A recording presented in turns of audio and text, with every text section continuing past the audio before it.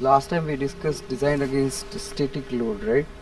So today we'll start with हाँ sir. design against fluctuating load, right? So before starting this, you are having a session on Friday, right? Usually, 7 to 8. Hello. Yes sir. So that is shifted to Thursday for this week. Okay. Okay, sir. Okay. Okay. So now let us start with With this. the ma'am's class. Yes. Yes. Yes. Okay. Okay. Okay. So let us start with this design against fluctuating load. So last time we have seen this design against static load. So as we have defined the static load as a load which is not going to have change in direction or magnitude with respect to time, right? Here this fluctuating load, as the name suggests, it is going to have variation in its magnitude as well as direction as time goes on, right? So before discussing that fluctuating load, some of the terms we need to consider, right? So the one of this is this stress concentration, right? So as you can see in this given figure, we are having a hole in a particular plate, right? So whenever this kind of discontinuity or irregularity is there in the cross section, the stress at the discontinuity is higher than the stress calculated by the elementary equations. Now what are the elementary equations? Elementary equations is which we discussed last time, like that sigma naught is equal to P by A for axial stress. Similarly, for bending stress, we have discussed that mdy upon I, and similarly for the shear stress, that is the torque into this radius divided by polar moment of inertia. So these are all elementary equations, right? So whatever stress you are going to calculate with this elementary equation is not the same acting on the component while it is in service when there are any this kind of discontinuity or something is there. So for that you can measure it with some specific technique, right? So that technique is known as this photoelasticity technique, right? Photoelasticity technique. So in this photoelasticity technique, basically you are having a particular component which is made up of epoxy resin, right? And that component is going to undergo certain experiment with some standard dimensions and all under that circular polariscope, right? So it is going to measure the actual stress experienced during the whatever force we are going to apply, and because of that stress is going to generate it, right? So as you can see in this given figure, the localization of stress is there wherever this kind of discontinuity is there, right? So this is how we need to consider this stress concentration in whenever we are designing this kind of component which is having irregularity, and because in practice we cannot have what we can say same cross section throughout, because in case of if we discuss about the shaft, then on shaft we need to mount gear, so you need to provide some keyways, so the keyways is discontinuity. Similarly, some particular gears are having that oil grooves through which it needs to be oiled in. So this kind of discontinuities will always be present in your machine components, and wherever this kind of discontinuities is there, there will be stress concentration.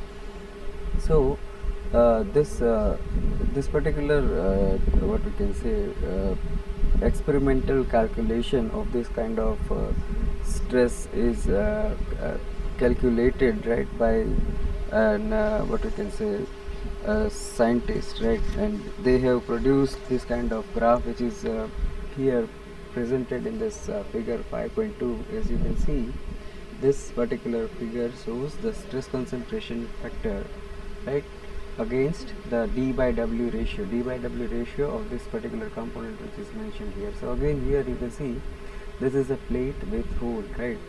So in this they have plotted this stress concentration factor as the d by w ratio changes. So what is this stress concentration factor? actually this stress concentration factor is that maximum stress which is actually acting to the that nominal stress which you are calculating with this elementary equations which we have already discussed, right? So always this stress acting is higher than that calculated with those elementary equations.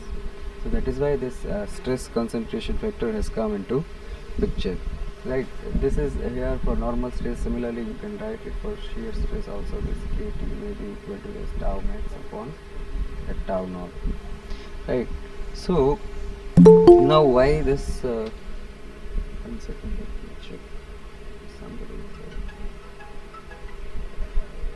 So now why this kind of discontinuities are there? So there are various reasons for this discontinuities, right?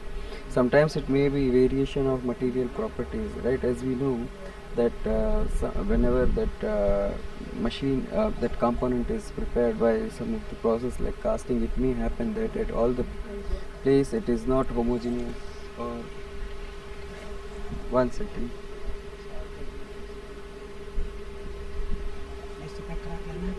नहीं, दिखाया नहीं, हाँ,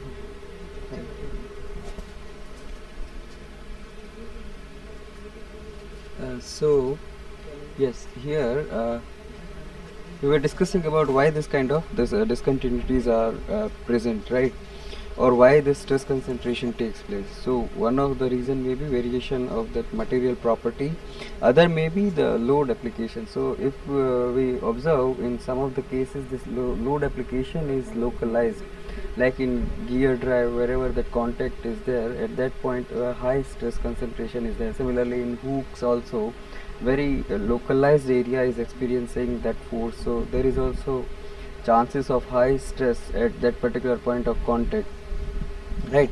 So apart from this, there may be some abrupt changes in cross section that we have already discussed, right? Like in case of those shafts and all, we need to provide that keyholes and some oil grooves and all.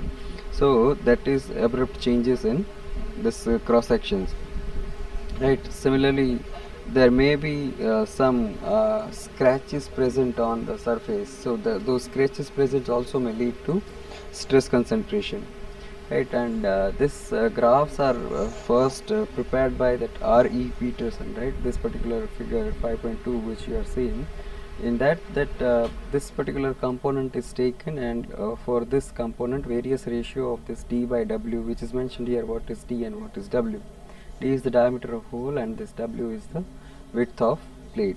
So by changing this D by W ratio, that the stress concentration factor is plotted, right? These are all based on the experimental data, right? So similarly it is made for some other geometry also. I guess it is mentioned here. Here only, I guess, in this slide. Not there. We will see, I guess, while discussing example, we will see here it is for this kind of plate. So it is also discussed for this kind of shoulder, right? Like wherever we are having that change in cross section. So what's right? sigma zero? Sorry? Sigma zero. Sigma 0? What is sigma zero? Sigma max is the limiting value. Sigma max is the maximum force which is measured, right, with some experimental technique or so. And this sigma 0 is calculated with this elementary equation as we have discussed, right? Hello? Okay, sir. Sigma 0 is there, no sir. The level of stress in that case is very low, or it is 0 only. See, sigma naught is the theoretical stress which we are calculating with this kind of elementary equations, right?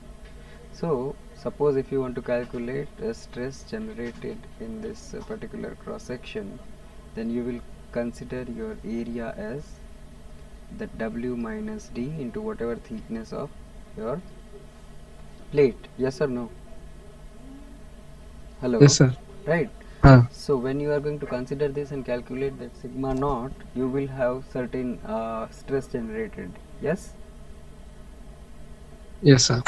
So this stress generated is actually less than whatever experienced in practice, right? Or whenever experimental measurements is there, then it is having higher value. So that is why that is sigma max, which is experienced by the component.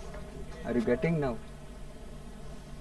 So we can define that sigma naught. Yeah, that sigma naught is that nominal stress obtained by elementary equation, right, for minimum cross section. Okay. Okay, sir. Thank you, sir. Okay. Okay. So now, one second.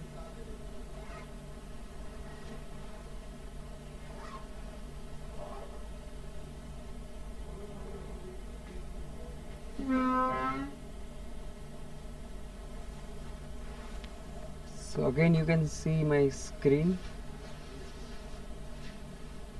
Hello. Yes, yes, sir. Visible, sir. Okay. Yes, sir, it's visible. Okay. So now let us go to the next one. So in the stress concentration, as you can see here, if we are having this kind of some elliptical hole, then this theoretical stress concentration can be given by this relation 1 plus 2 into A by B, where A and B is mentioned, right? This half width along this vertical and this along this horizontal, or we can say along the application of this force and perpendicular to the application of force, right? So this is how you are defining this kt. So if you see in this figure, if your b is equal to 0, then this kt will almost tends to infinity, because it is a crack, and whenever the crack is there, then stress concentration will be very high, right? So when that b is equal to 0, you will have this kt almost infinity. Similarly, if it is a circle in place of this ellipse, then what is going to happen? A will be equal to b. So in that case, kt can be calculated as 1 plus 2, that is 3, right? So this is how you are having this stress concentration. And here, to understand this stress concentration, this that fluid flow analogy is taken, right? So as if we assume that fluid is passing through a channel, then it will have this kind of flow lines, right? Similarly, stress is also flowing, we are considering, right? And whenever that cross section is going to reduce, there will be definitely increase in the stress, so that is known as stress concentration. And as you can see here, these sharp corners are having more stress concentration in comparison to this rounded corner, right? So this is how you are having stress concentration, right? So now we can reduce the stress concentration by applying certain methods, right, for different kind of geometries. So here the reduction of stress concentration due to V notch is presented, right? So here in this figure A, original notch is given, right? So if this kind of notch is there, then you will have this kind of stress concentration. It means this very high stress concentration will be there, right, in this particular case. Now if you want to reduce this this kind of highly dense stress line, then you can provide this kind of multiple notches, right? So from here only you will have some kind of uniform distribution or something like that, right? So there is one way of reducing this stress concentration. Other way is to provide this kind of drilled hole, right? And that is mentioned in this figure C. And finally, if you are going to remove that portion itself, right? So removal of undesirable material, that is given in this D. So this way, there are various ways which will help you in reducing the stress concentration. In case of reduction in stress concentration in shaft, right, with keyways, as we have discussed, on shaft you need to provide these keyways, because it is going to help you in mounting gears, right? You know that shaft is carrying key which is attaching the gears which are mounted on it, right? So this keyway is going to increase the stress concentration. Now if you are going to this is original shaft in A, figure A, original shaft with this keyway is there, right? So what we can do to reduce this is we can provide this relief or radius at this kind of sharp corners, right? As you can see, right, we can provide that radius at this sharp corners to reduce the stress concentration. Apart from that, we can drill this hole, as you can see here, it is mentioned in this figure B. So this is going to help you in reducing the stress concentration, right, in that shaft. Sir, I have one doubt. Yes. Sir, by providing more notches and by providing drill, how stress concentration decrease?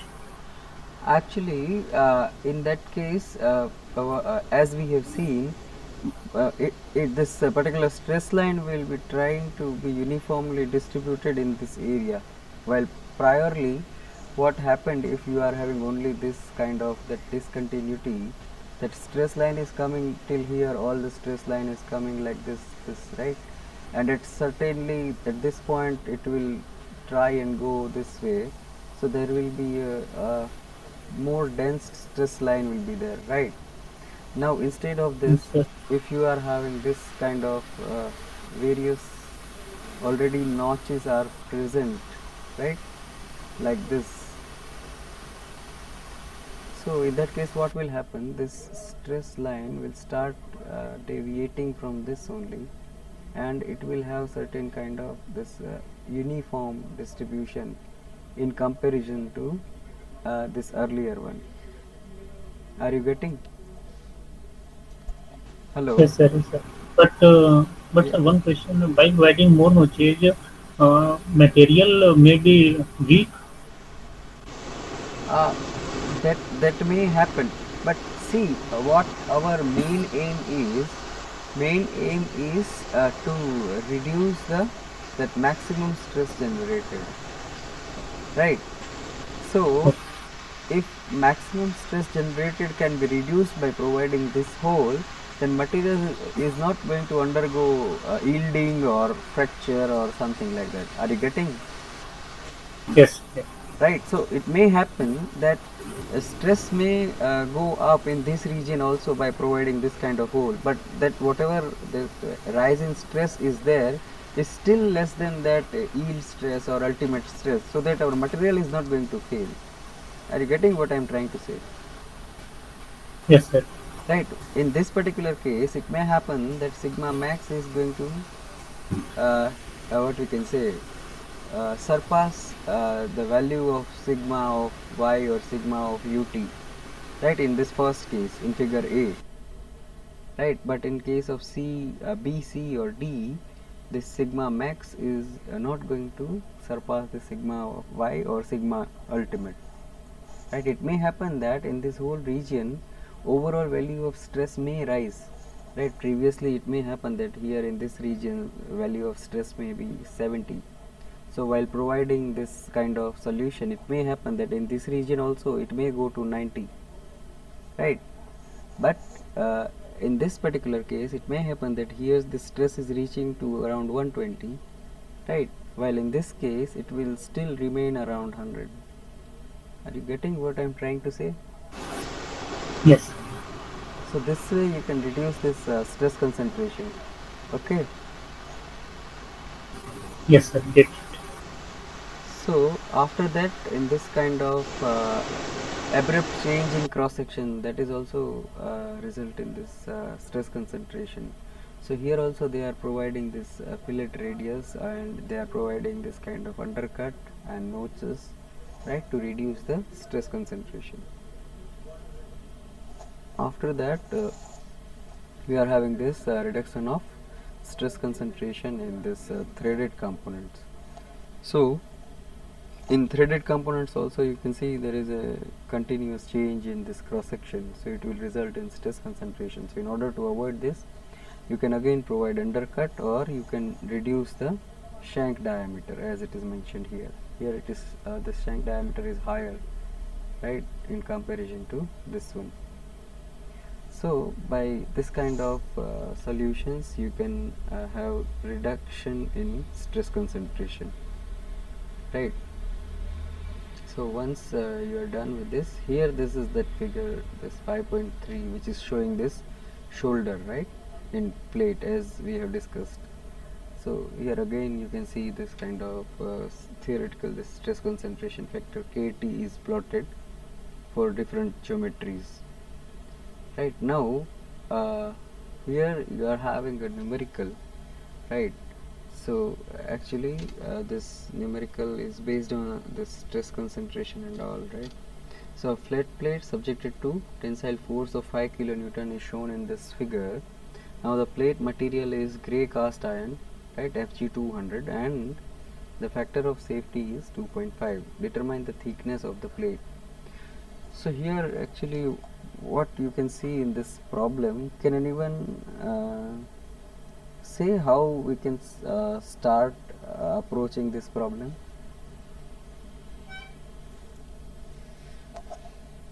Hello. Yes, sir. Just Yes.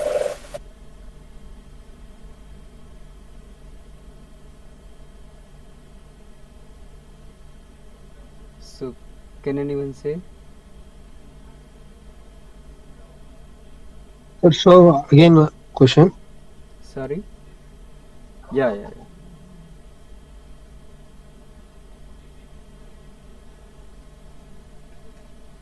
So can anyone say how can we proceed?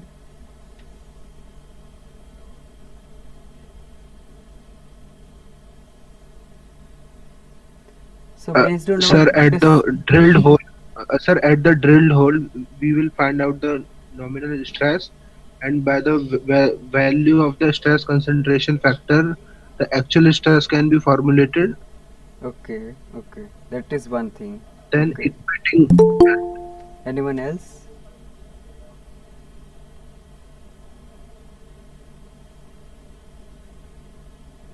Hello, anyone else?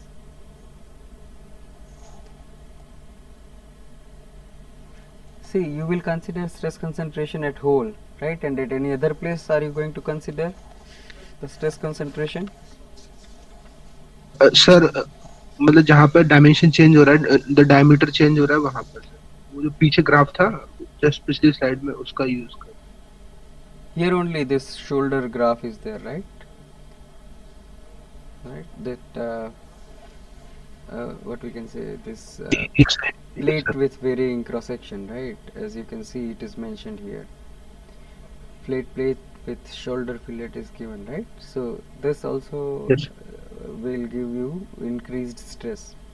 So you need to consider stress concentration at two places. sir. First is because of hole, right? Sig. Yeah. Hmm.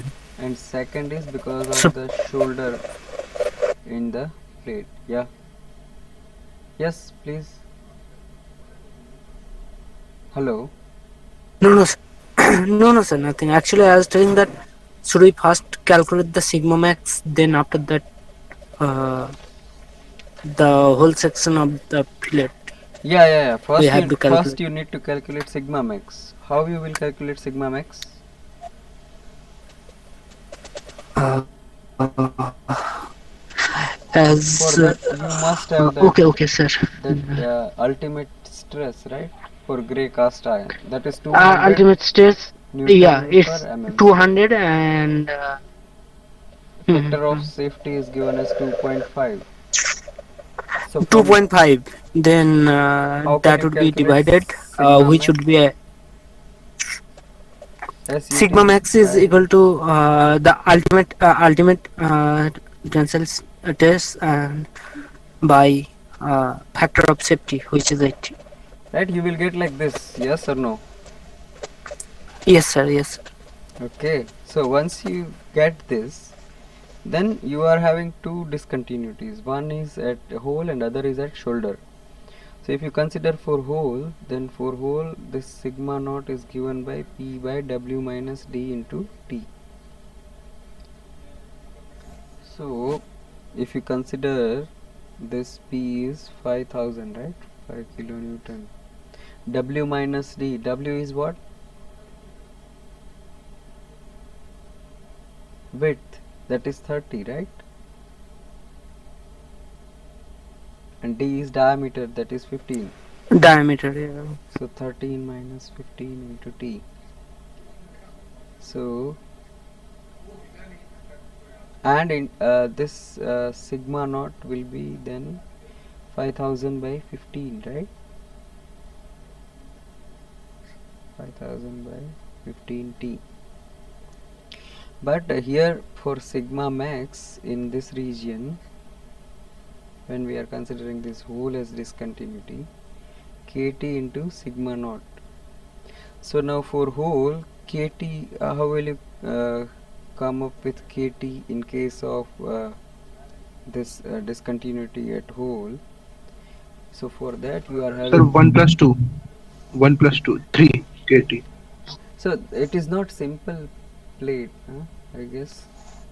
So what you should do is you should check here in that graph, I guess. One second, let me show you that graph. Can you see this graph? In this Yes. graph you need to check that d by w. D by w. What is d by w in our case? 0.5? Yes or no? Ha sir. 0.5 or So 0.5 2. is going here somewhere. 2.15, 2.16. Can you see? 2. 1 units you can take, or 2.15, 2.16. So for Sir, now if we take 2.15, then what problem would it be? there will not be that much problem, but whatever you take, see here this graph are not that clear, right? But in practice it is But sir, even more clear. as it is in between of 2.1 and 2.2, so therefore. So for now you can take 2.16, right, that kt. So 2.16 into 5000 by 15t. So can you calculate and tell me what is this? We are considering this discontinuity, right, for now. Okay, sir. So what is this?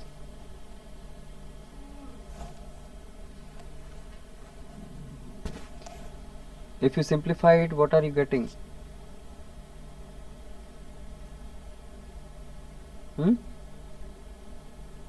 Hello? Yes, sir. Yes, sir. Just doing, sir.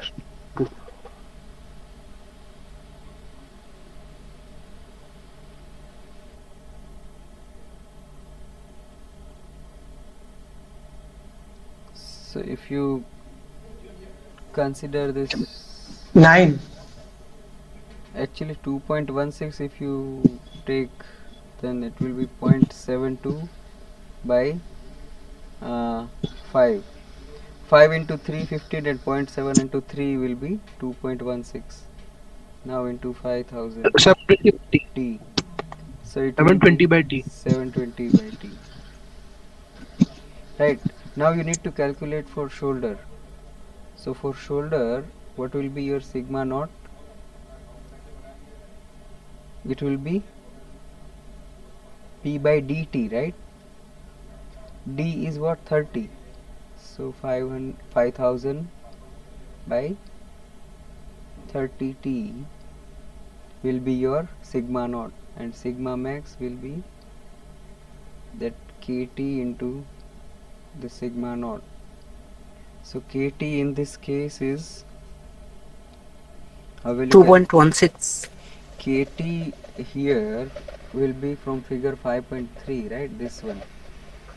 So from this figure, if you check this capital D by small d, what is capital D by small d in our case? Check the figure. Yeah, capital D by small d is what? This is capital D, this is small d. So capital D by small d is equal to 55 by 30. That is 1.5. 1.5. And this small r by d, what is small r by this d? Which is 0.167 would it be? Okay, that is 5 by 30, right? 0.167. 1.167. 0.167. So if you have both of this, then you can now see that graph. Let us see that graph.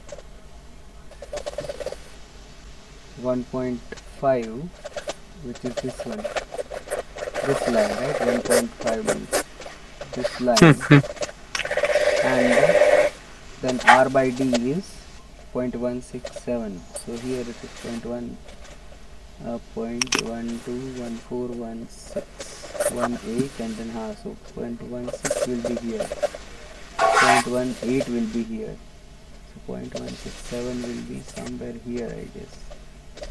So 1.8 you can take, right? This will be there, right? Let me draw vertical line from there, right? So this way, I guess from here. I'm not, 1 second. This way. Okay. So this way it will be KT is equal to 1.8 from this figure. Right. So if you take this KT is equal to 1.8, then here what will happen?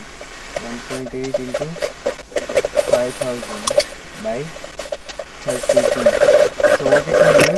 Please mute yourself.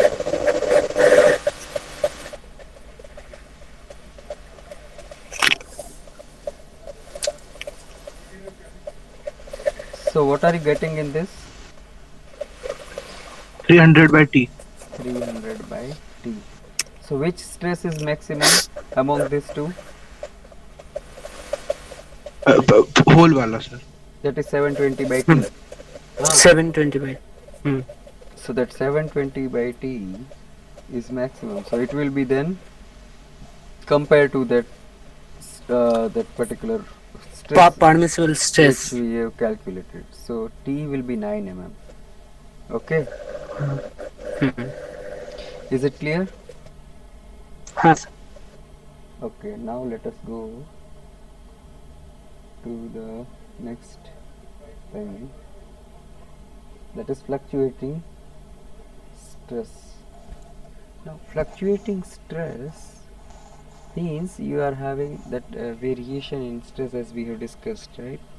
So there are various types of fluctuating stress. Here that this types of cyclic stress is mentioned, right? So in this it is classified as fluctuating stress, repeated stress, and reverse stress.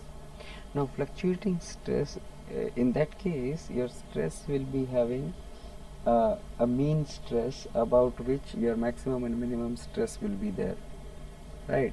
As you can see here, you are having some maximum and some minimum stress around a particular mean stress, right? It may be both tensile, both compressive, or a combination of this tensile and compressive in case of fluctuating stress, right? So this is how you can have fluctuating stresses. So once you have that fluctuating stresses understood, then you can see repeated stresses. So in case of repeated stresses, again you will have that fluctuation about this mean stress, right? This is sigma m. But here in case of repeated stress, minimum stress will be always 0, right? So this is how you will have this repeated stresses. So it will go to a maximum and again come to 0, and again that cycle will be repeated, right? So and finally in case of reversed stress, stress, your sigma mean will be equal to 0, and about that you will have maximum and minimum stress. So this is how various nature of stress is there, right, in case of this different cyclic stresses. So here in each figure you are looking this sigma m and sigma a is mentioned, right? As you can see, sigma m, sigma a. So basically what are this sigma m and sigma a? So sigma m is mean stress, which can be calculated with this 1/2 sigma max plus sigma minimum. Similarly, this sigma a is stress amplitude, which can be measured with this sigma max minus sigma mean. right? So this is mean stress, this is stress amplitude.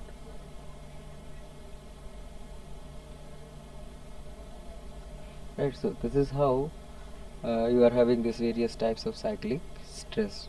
As you can see, in case of repeated stresses, your minimum stress is always 0, right?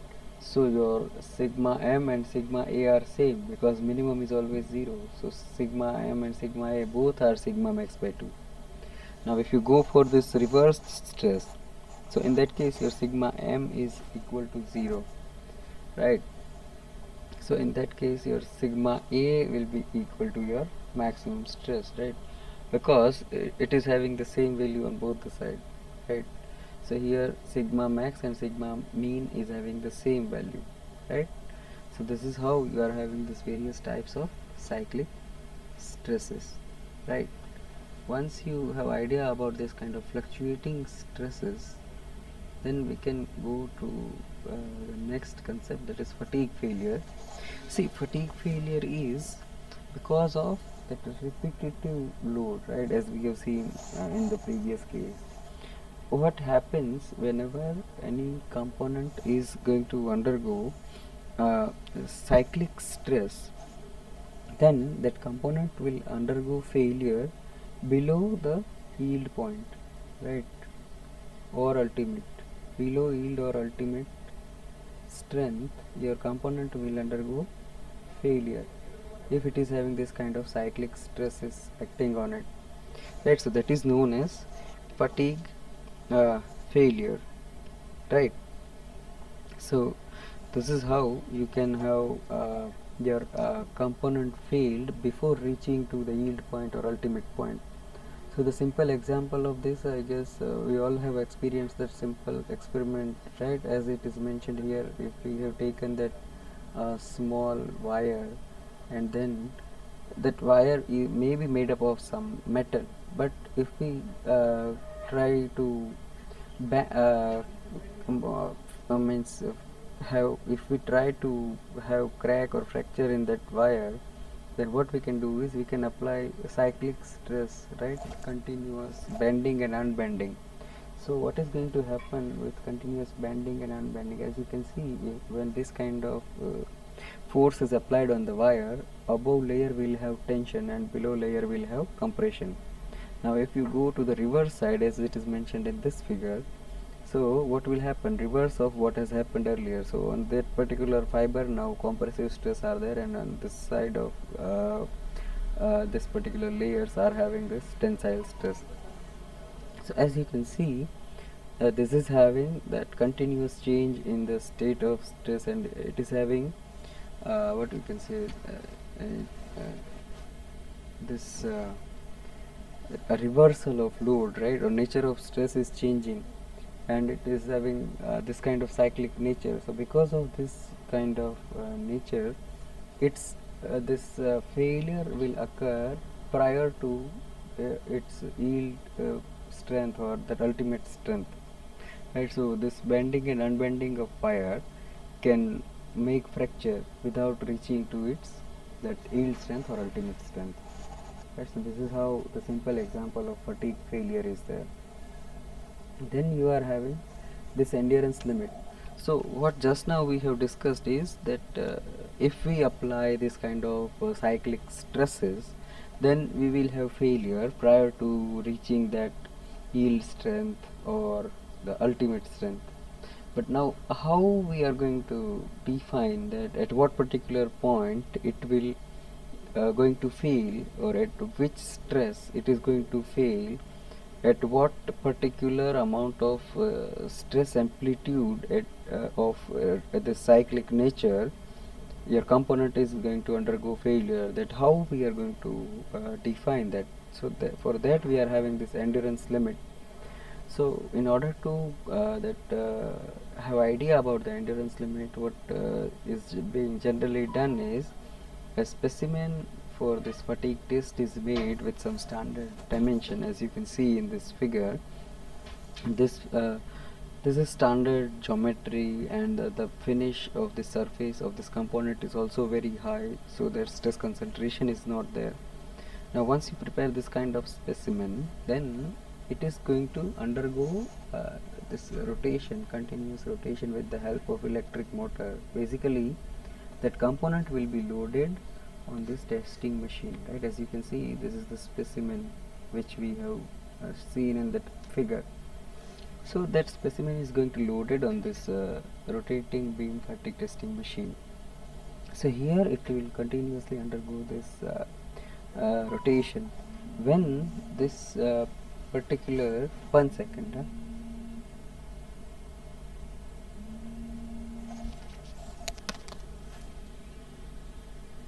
hello, હું અહીંયા લેબમાં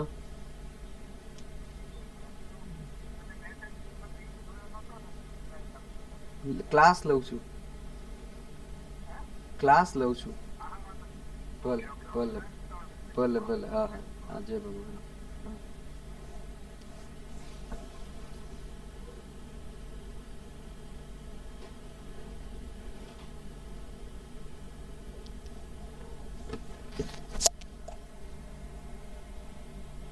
Hello, can you hear me? Yes, sir. Yeah. So what we were discussing is this specimen is going to loaded on this machine, and then this will undergo this rotation, and it is going to have this weight. So by increasing this weight, you can change the stress amplitude, and when you are going to have this full rotation of this particular component, it will experience this bending stress as mentioned here. And when this specimen is going to experience this bending stress, as you know, the nature of bending stress is it will have compression on one half and the tension on the other half. So this A1 point is going to experience zero stress when it is here, while when it will reach to A2, it will experience the highest tensile stress. Now again when it will reach to A3, it will experience that zero stress, and then again when it will reach to point A4, it will experience the highest compressive stress, right, stress. So as you can see, the same point or the same layer is going to experience that various nature of forces and in various magnitude. So it is cyclic stresses acting on this particular specimen, right? So now once you are going to load this component, and then when you are going to provide this kind of rotation to this, it will experience different stresses, right? So once you have that data, then you can plot it on this SN curve. This SN curve is the stress against the number of cycle. So this is for that simple steel component, it is measured.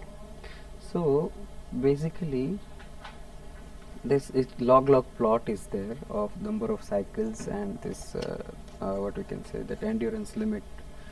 So basically endurance limit is the limit below which, that endurance limit is the limit below which a component can work for greater than 10 raised to 6 cycles, which is considered as infinite almost, right? So endurance limit is the limit, right, below which if that reverse load are below the endurance limit, then your component can work infinitely without undergoing failure, right? So that is known as endurance limit, right? Now every time it is not possible that forces are below endurance limit.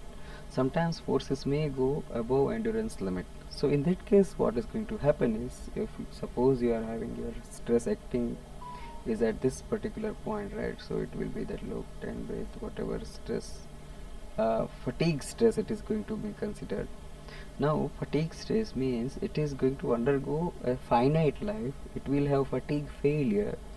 But then if this kind of stress is acting, then if we would like to have idea that what are the number of cycles your component or specimen will undergo without first crack or without failure. right, without first fatigue break or without failure, then it can be calculated by plotting this particular line parallel to this horizontal line, and then again taking this to this horizontal line by taking parallel to that vertical line. So here whatever number of cycles you will get, that will be your number of cycles without undergoing failure. Right, here this 6 is log 10 raised to 6, right, that is why it is mentioned here as log plot. So basically this graph you are seeing is from that 10 raised to 3 to 10 raised to 6 cycle it is mentioned, right. So we will see low cycle fatigue and high cycle fatigue also when we go further. So basically first you need to have idea about endurance limit and that what we can say fatigue life. These two terms are important. Endurance limit means it is the limit below which if the stresses are acting, then component can work for infinite number of cycles. Now fatigue life means your stress is acting above endurance limit, so it will have some finite life which can be calculated from this ascent curve. So is this clear? Hello? Yes, sir. But sir, here Sir, it's in that curve, why log is used? So It's it is for our can't. easiness, right? Because if you are having that in terms of that Okay. 10 raised to No, sir. 6, right? If So it, it can be directly mentioned as 6 in place of this 1 to 10 raised to 6. Are you getting? uh, so that's I got it. But sir, except log, can't we take a e series or like that? Here, see, E series actually you are having cycles in terms of this million revolution and all. So how can you relate it with E raised to something or what? Are you getting? Hmm. Okay. Okay. Sir. Okay. So now let us go to the next one. So that is this low cycle and high cycle fatigue. So as we have just now seen that the graph plotted was in this region only, high cycle fatigue only what we have seen. This low cycle fatigue is very rarely used, because what happens is low cycle fatigue means component is going to fail less than 1000 cycle, right, or less than 1000 cyclic stress, right. So if this small life is there, then what you can do is you can provide a very higher factor of safety. Instead of considering it as fluctuating load, you can consider static and provide high factor of safety. So this is how this low cycle fatigue is generally not being considered while we are considering this fluctuating load, right. And this endurance limit is clear, right. So actually your basically graph will start with this ultimate strength. So from that ultimate strength it will going to start this decreasing because of nature of cyclic load, right. So this is how and these are all failure points. So if your this number of cycle, so what this failure point suggests is if your number of cycle is let us say 10 raised to 5 and stress is here this much, so your component is going to fail in that case. Are you getting? Right. So basically at 5, suppose 10 raised to 5 cycle, your maximum load allowed is this much. Are you getting? This may be considered as allowed, this one. Are you getting what I am trying to say? Okay. Okay, so this is how you are having this low cycle and high cycle fatigue. Then again some important things like this notch sensitivity and all is there, right?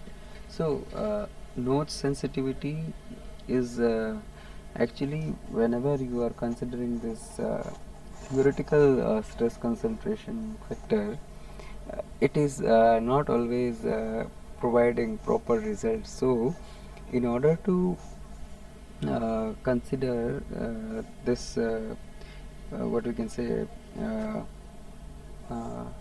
this leg of providing proper value, you are defining one more term that is known as fatigue stress concentration factor, right? So as theoretical stress concentration factor is not providing, so you are defining one more term that is known as fatigue stress concentration factor.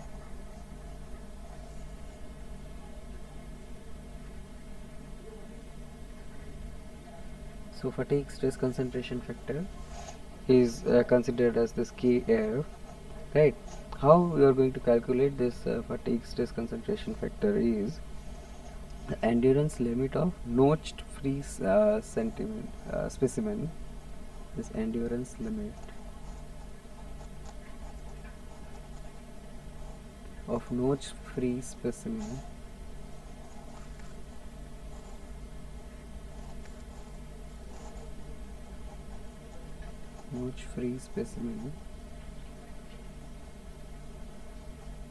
and the ratio of this particular specimen to the notched specimen. Endurance limit of notched specimen.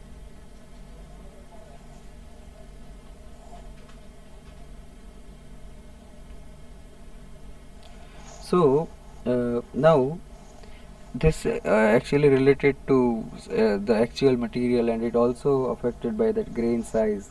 So whenever greater what we can say, there is a greater reduction in this stress concentration, when greater reduction in endurance limit when we are having that fine grained material, because fine grained material will have more stress concentration in comparison to coarse grain, because fine grained material will have more number of grain boundaries. All grain boundaries are related to this increase in stress concentration, and when increase in stress concentration is there, that endurance limit will go down. So this is how you are having this fatigue stress concentration factor, which is related to this grain size and all, right? And basically this notch sensitivity is a susceptibility of a material, right, to avoid this damaging effect of stress raising notches, right, in fatigue loading, right? So basically this notch sensitivity is defined as this increase of actual stress, right, over this nominal stress, right? Increase of actual stress over nominal stress,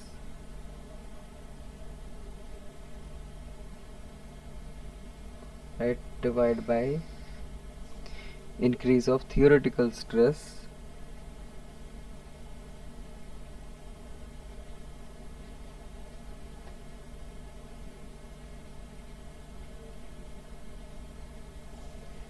over nominal stress.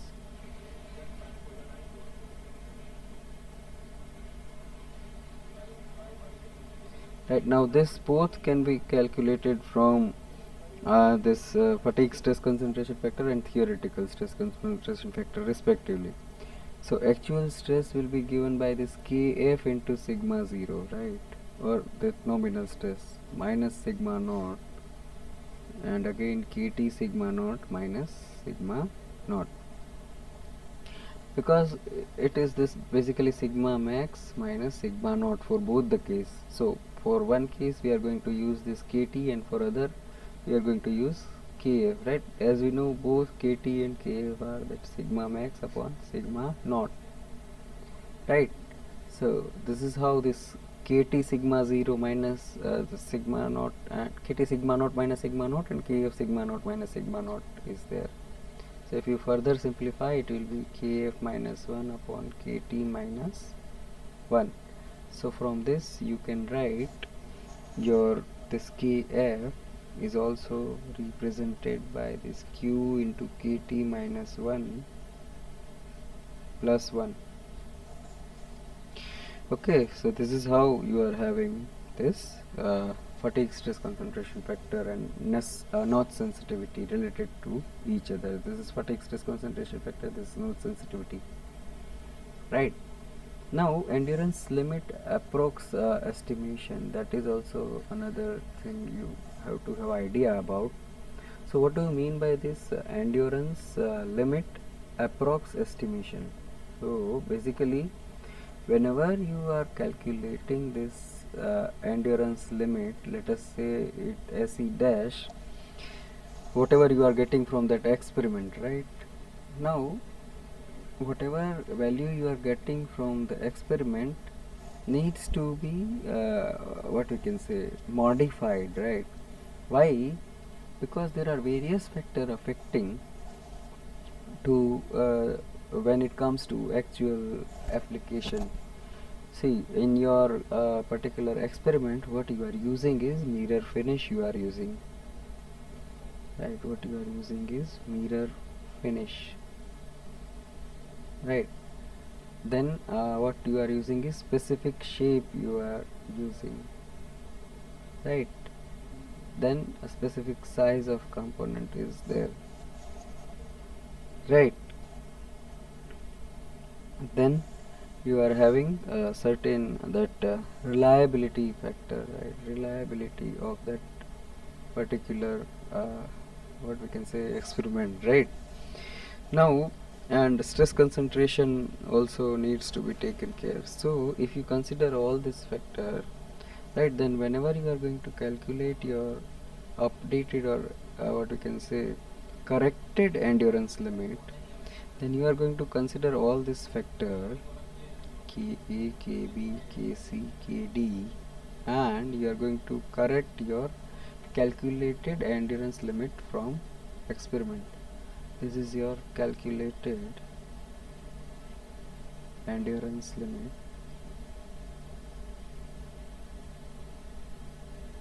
right, from your experiment, where what we have seen in that experimental setup, right? Now this is corrected or updated endurance limit. Now what are all these factor? So this is surface finish factor. Ka is surface finish factor.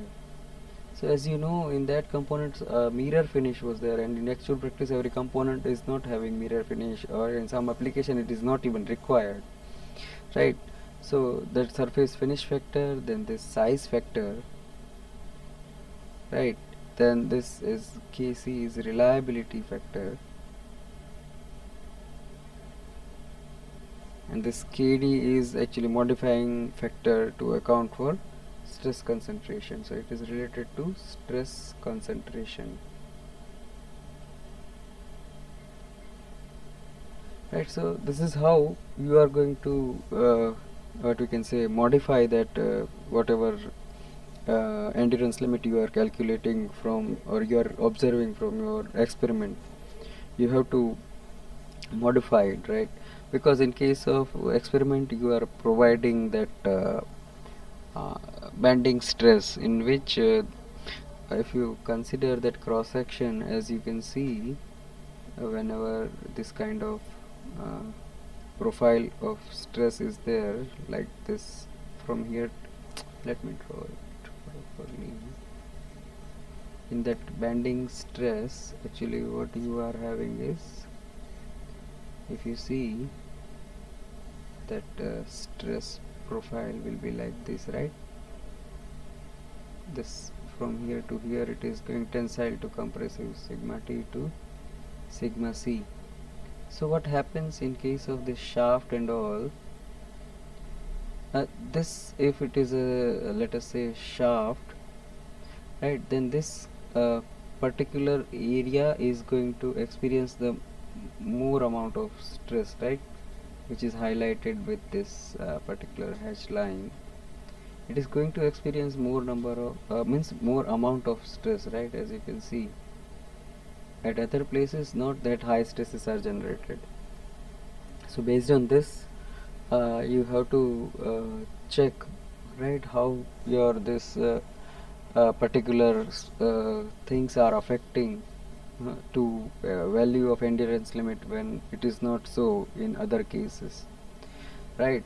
And apart from this, what we can say, in in case of experiment you are using that bending stress, so when it comes to that axial stress, that is going to be further modified by this factor 0.8, whatever corrected value you are calculating, that also can be modified in case of that axial stress acting on the component.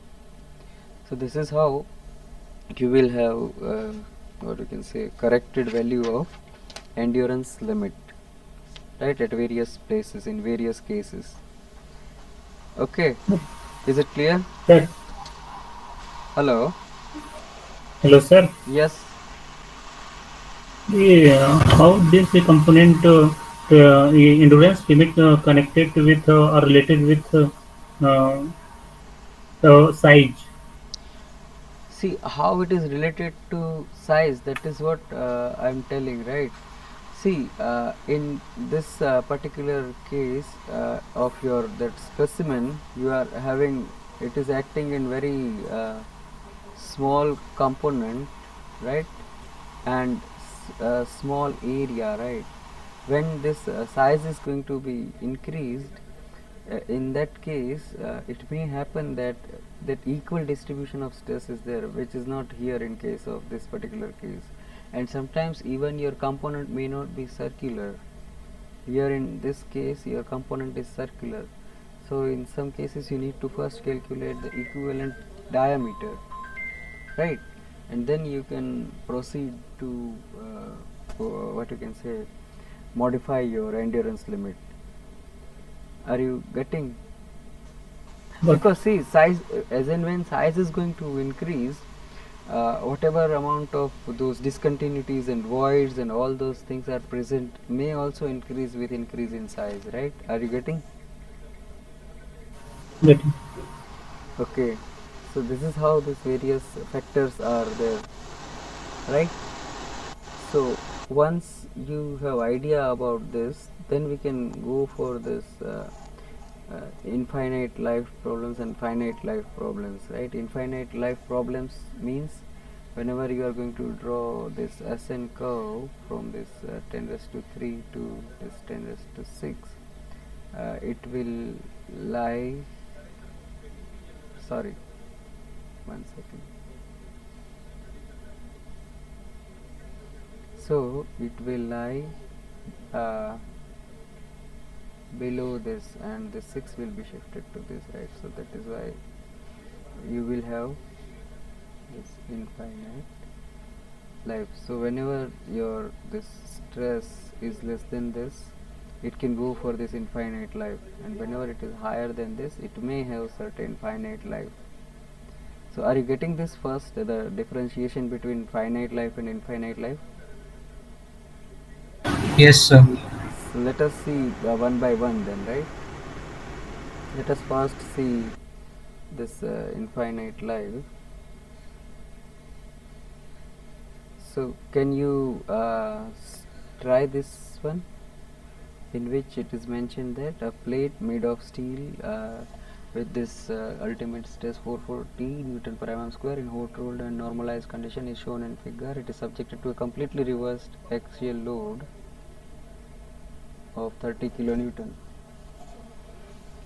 Now the notch sensitivity factor Q can be taken as 0.8 and expected reliability is 90%. The size factor is 0.85. The factor of safety is 2. Determine the plate thickness for infinite life. Now how will you proceed with this kind of problem?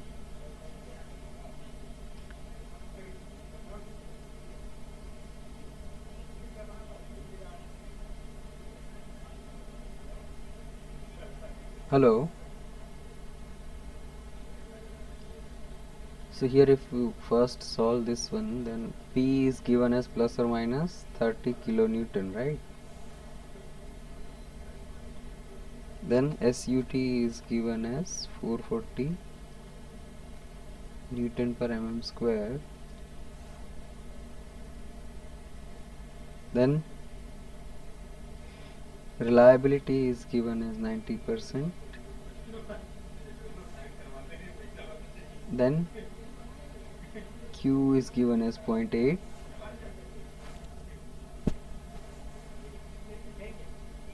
and this KB is mentioned as 0.85, right? Yes.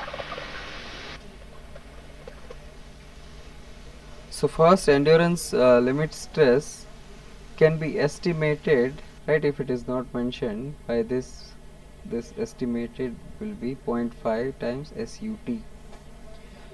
So what is this in our case? SUT is 440, so 0.5 SUT will be 220 Newton per mm square. Okay. Hello. Sir, in every condition we take 0.5 SUT. If it is not mentioned in our problem, then we can go with this SE dash as 0.5 times SUT. Okay. Okay. And Ka in this case is given as 0.67, and when reliability is 0.90, Kc is given as 0.897. These are all tabulated values, right? So you can have this Ka as 0.67 and Kc as 0.897. Now Kt can again be calculated from that figure, right, which we have seen in previous problem. Now I am directly writing Kt as 2.51, right, which can be actually calculated from the D by W ratio, as we have seen in that figure 5.2 in previous example. So now once you have all this data with you, then you can calculate Kf actually, right? Kf is given by Q Kt minus 1 plus 1. So you have all the values with you. Q is given as 0.8, Kt is given 2.51. So can you tell me Kf? What is coming Kf? 2.208. 2.51 is sorry, 2.208, right. 2.208 will be your Kf. Now why we have calculated this Kf? Because Kd is 1 upon Kf. So we have Ka, B, C, but we have not that Kd. So in order to calculate Kd, we have first calculated this Kf. Now what is Kf? Sorry, Kd. Kd is 0.453, sir. 0. Kd is 0.453, sir. Okay. So Kd, 453. Kd is 0.453. So now can you tell me that corrected SE? Ka, Kb, Kc, Kd into Se dash. So what is this?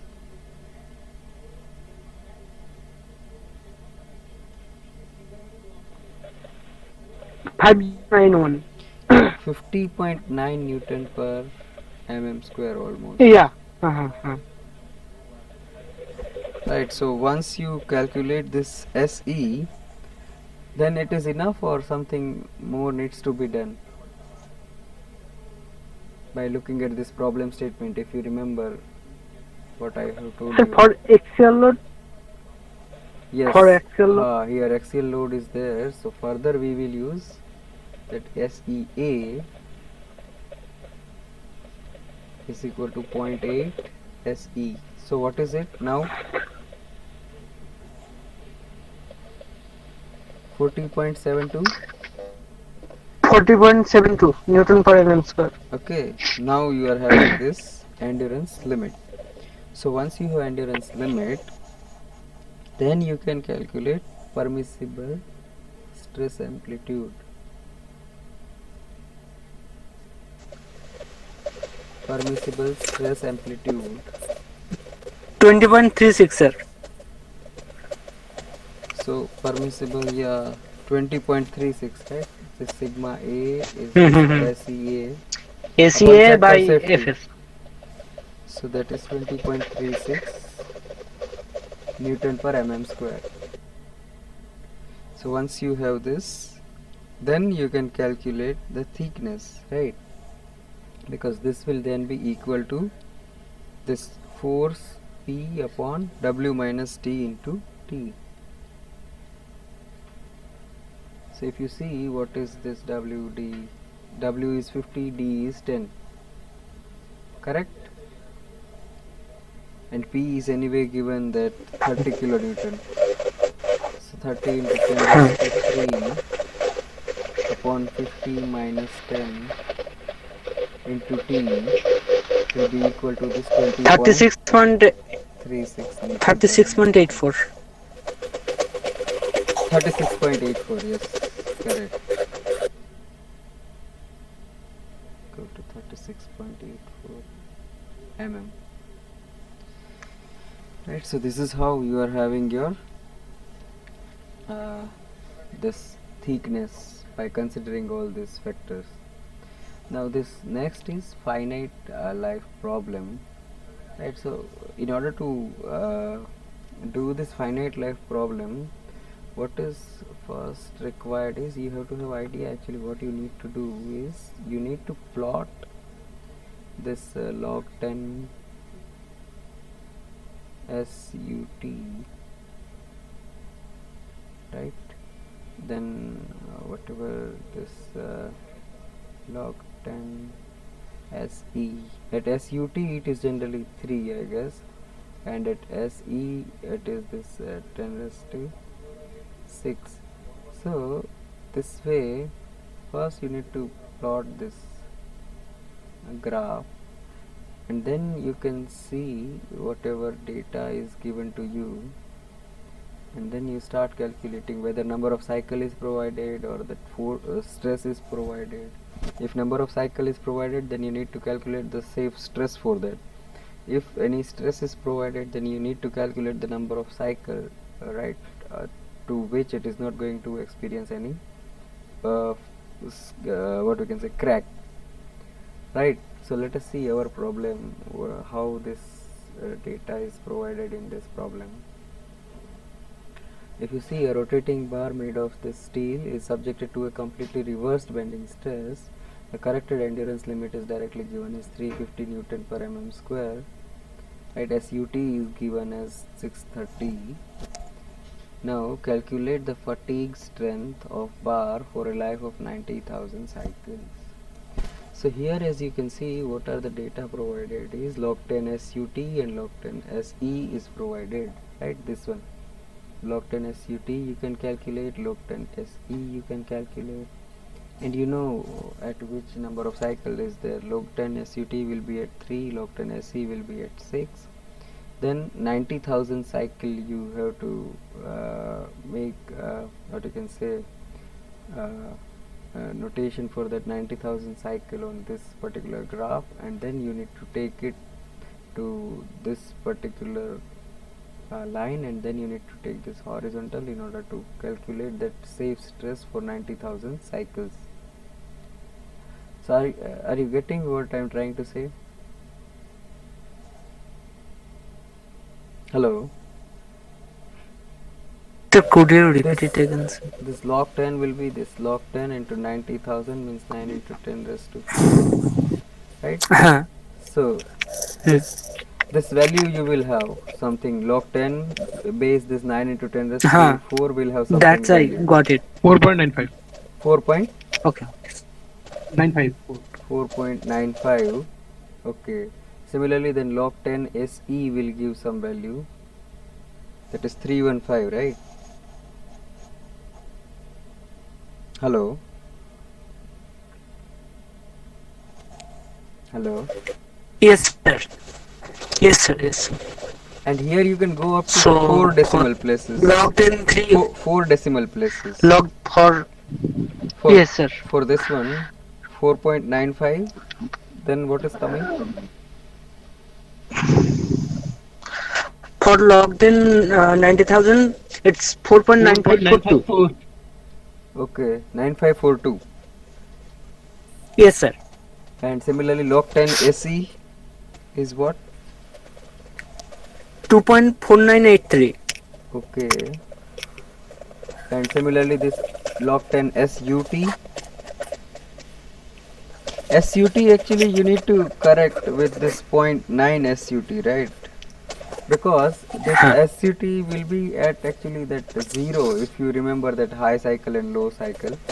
So basically this SUT is that 0.9 SUT and not exact SUT, because you are having this 0.9 to this what we can say, you remember this 0 to 3 you are having this low cycle fatigue, and then this high cycle fatigue, and then this infinite life. Are you getting here this 6? So basically this 2. you can consider SUT, this you can consider this 0.9 SUT. So log 10.9 SUT is there actually. 2.7536. 2.7536. Hmm. Okay. So now once you have this data, you can now calculate it, I guess. What you have to calculate is this value, log 10 SF. Log 10 SF you have For to fatigue calculate. strength for 90,000 cycles. Yes. Can you calculate this with simple interpolation? Okay, sir. Or by equal triangle also you can calculate it simply. You can take this Sir, true triangle, this equal triangle, this is one, and this may be the other one. Right, I guess this way you can proceed. Sir, how to calculate with equal triangle, sir? By I didn't got it, sir. Could you? See, what is going to happen is this if you consider this related to 6, you are having this 2.75 see here in this triangle 2.7536 minus this 2.4983. Can you please mute yourself? So 6 minus 3, right, which can be made equal to this 2.7536 minus log 10 SF upon this 6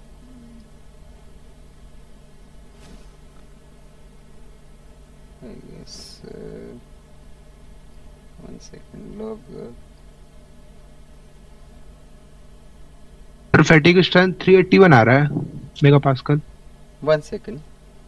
Maybe because of some decimal places you are getting this. It is near to the correct answer, right?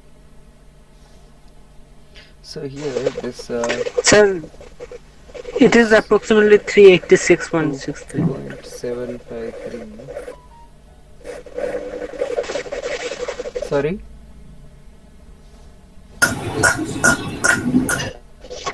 Actually, it is 386.63. 9542. Like this way, I guess we can write. Yes, sir. Yes. Correct? Yes, sir. And from this only you are getting, right? SF is equal to 381 आ रहा है. 386.6.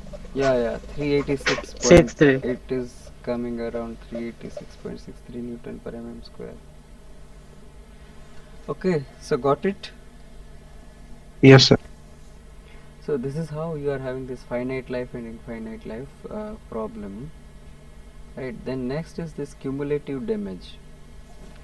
So cumulative damage means whenever you are having that more number of stress amplitude which is having different number of cycles, right? So every time it may not happen that it is having same means it is varying between same maximum and minimum every time. it may happen that more number of cycle with different maximum and minimum is acting on a particular component, right? Like it is mentioned here that plus or minus 350 for 85% of time, then 400 plus or minus 400 for 12% of time, plus or minus 500 for 3% of time. So in that case you have to take into account all the things, right? And at that time this Miner's equation is used, right? This Miner's equation can be helpful in this kind of situation. So this is actually whenever you are having that sigma 1 stress for n1 cycles, sigma 2 for n2 and so on, right? At that time actually whatever this fatigue life is there, so there are n1 such cycles, right? So the damage, right, due to this particular stress can be given as that 1 upon capital N1 into that number of cycle N1, right? N1 is the life for the same force if actually only acting. So similarly for that whatever number you are having here for N2, it may be 1 upon N2 into N2 and so on, whatever number of stresses are there. So basically when you are going to add all this, it can be mentioned as this n1 upon n1 plus n2 upon n2 and so on, right? And it will give you that value 1, right? So basically whenever you are going to use this, then this equation is particularly known as this Miner's equation, right? So that alpha 1 alpha 2, if you are going to consider it as proportion of the total life, right, then see n1 n2 are the life for this particular stress, different stress.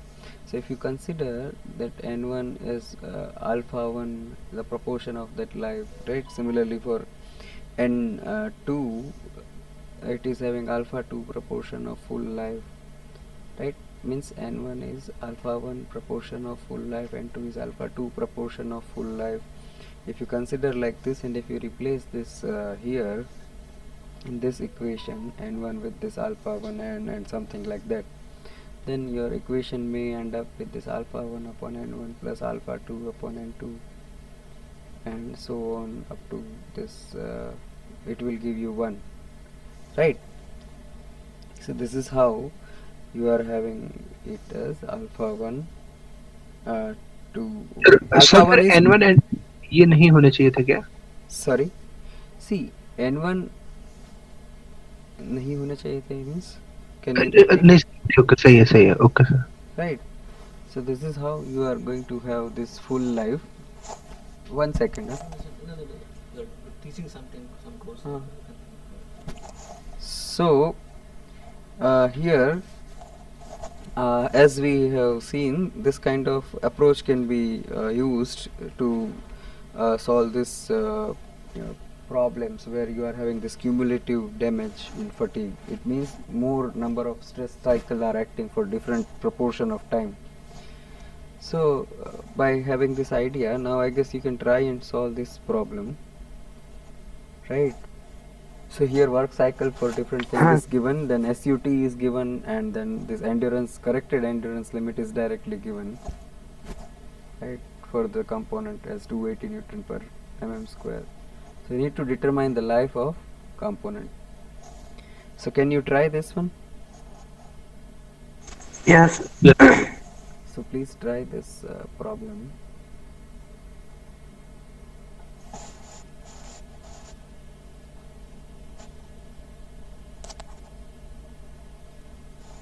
SUT and SE is given, right?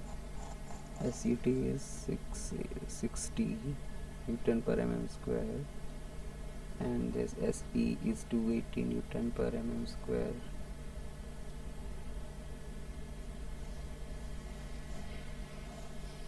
So how will you start? First you can plot SN diagram, right, as we have drawn in previous that finite life problem. The very first thing is you need to plot this SN plot. Sir. Try and plot this SN diagram. Then first you will have that log 10.9 SUT, right? Then you can have that log 10 SE.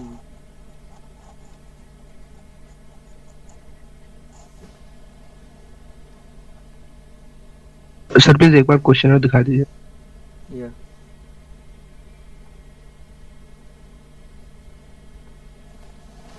Okay.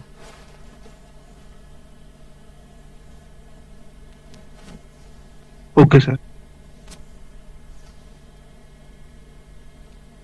So, can you tell me what is log 10 S.9 SUT and what is log 10 SE?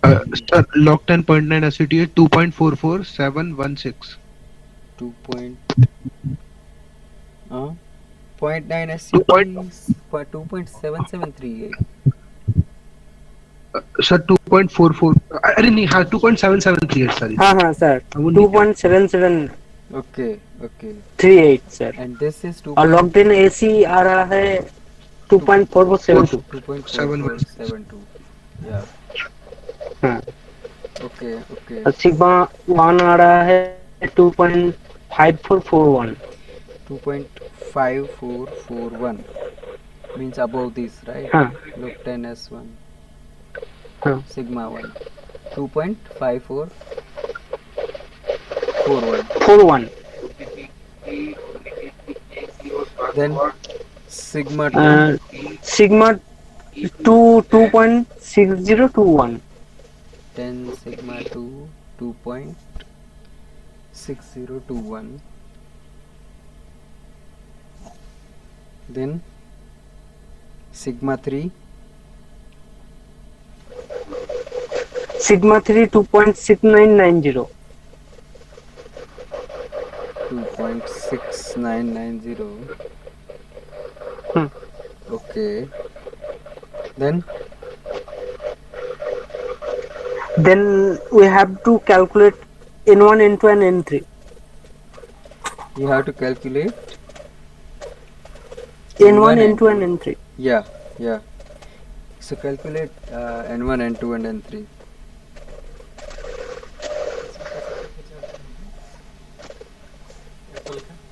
हाँ? Apple के charger है क्या? नहीं. बहुत जरूरी था charger. Hello.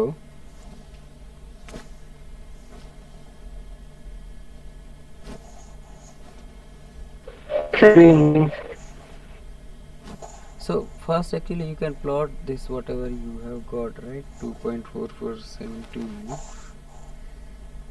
and this one.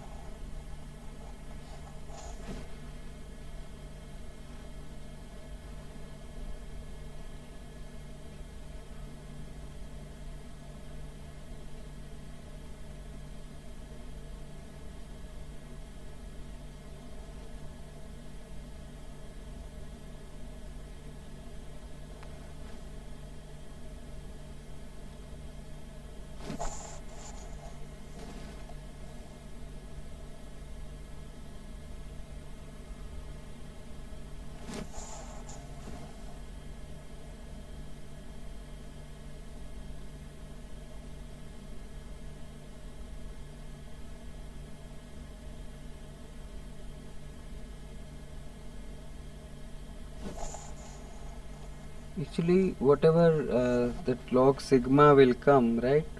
If we consider a particular sigma right here, random, not any particular this sigma 1 or sigma 2 or sigma 3, but if we consider any sigma, for that safe number of cycle is this one.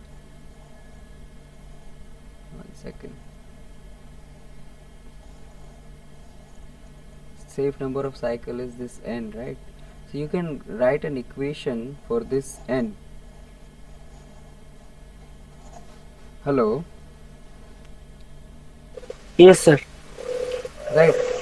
in terms of what we can say, this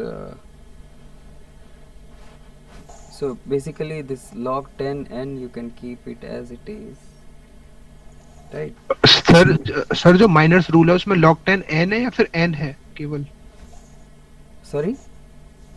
sir जो miners rule है उसमें हम जो use कर रहे हैं number of revolution वो log के फॉर्म में यूज करेंगे या फिर केवल नहीं जो वैल्यू है वो तो केवल वैल्यूज है ना, वो तो केवल वैल्यूज है, वो तो Okay, sir. Here only values are there, alpha 1 and 1 like that.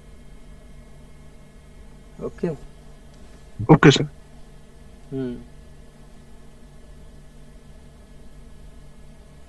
So you need to first have that generalized equation of this log 10 n.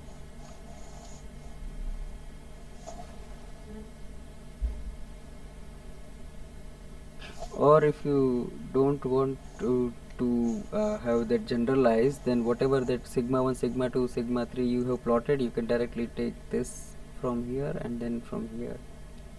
Are you getting? In order to get n1, n2 and n3. Hello? Are you getting? Yes sir. Yes sir. Like this n1, n2 and n3 you will be able to get from the value of this log 10 sigma 1, log 10 sigma 2 and log 10 sigma 3.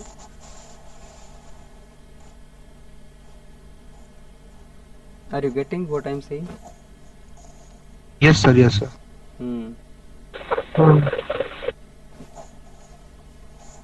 So you will have values of n1, n2 and n3. For example, if you go for this n1, then what you will have is let us say this 2.7738 minus 5.102. 1 second, 6 minus 3 is equal to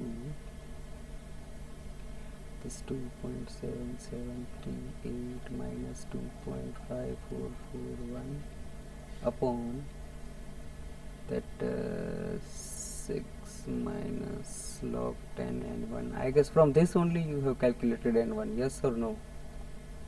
Yes sir. Yes sir. Right? So Yes sir. N1 आ रहा है 1,28,000. 128,798. 128,891. 798 and 8, Okay, whatever it is near, right? Yes sir. Near.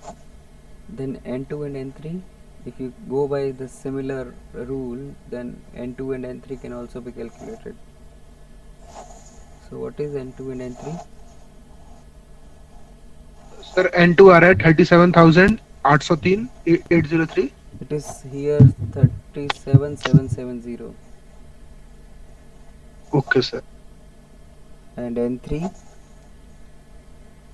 4865. So are you basically getting what we are doing? We are doing it as we are assuming that only sigma 1 is acting, then what may be the number of cycle your component sustain. If sigma 2 is only acting, then what is the number of cycle it may sustain. If sigma 3 is only acting, what may be the number of cycle it can sustain. Are you getting? Yes sir. Yes sir. So once you have this number of cycles, then that Miner's equation will help you, right? That particular Miner's equation directly you can apply. Hello, right? What is that Miner's equation? Yes. Alpha 1 upon n1 plus alpha 2 upon n2 plus alpha 3 upon n3 is equal to Alpha is 1 by n. 1 by Equal n. to 1 by n. 1 by n, right? So here actually it is 1 by n, right? Because here n1 n2 when you are going to replace, it will be alpha 1 and alpha 2, and that is why then alpha 1 by n1 alpha 2 by n2 it will be 1 upon n and not 1. Here it is 1, but in this equation it is 1 by n. Okay. So as it is mentioned that 85% of time, therefore alpha would be 0.85, Yeah, and yeah, for yeah. 400 Newton per mm square, That point 0.5, it's 12%. 128,798. Then Sir, what is the value of n? that let me first note down this 0.03 Sir, 0.4865 I'm getting 62,723 cycles. 60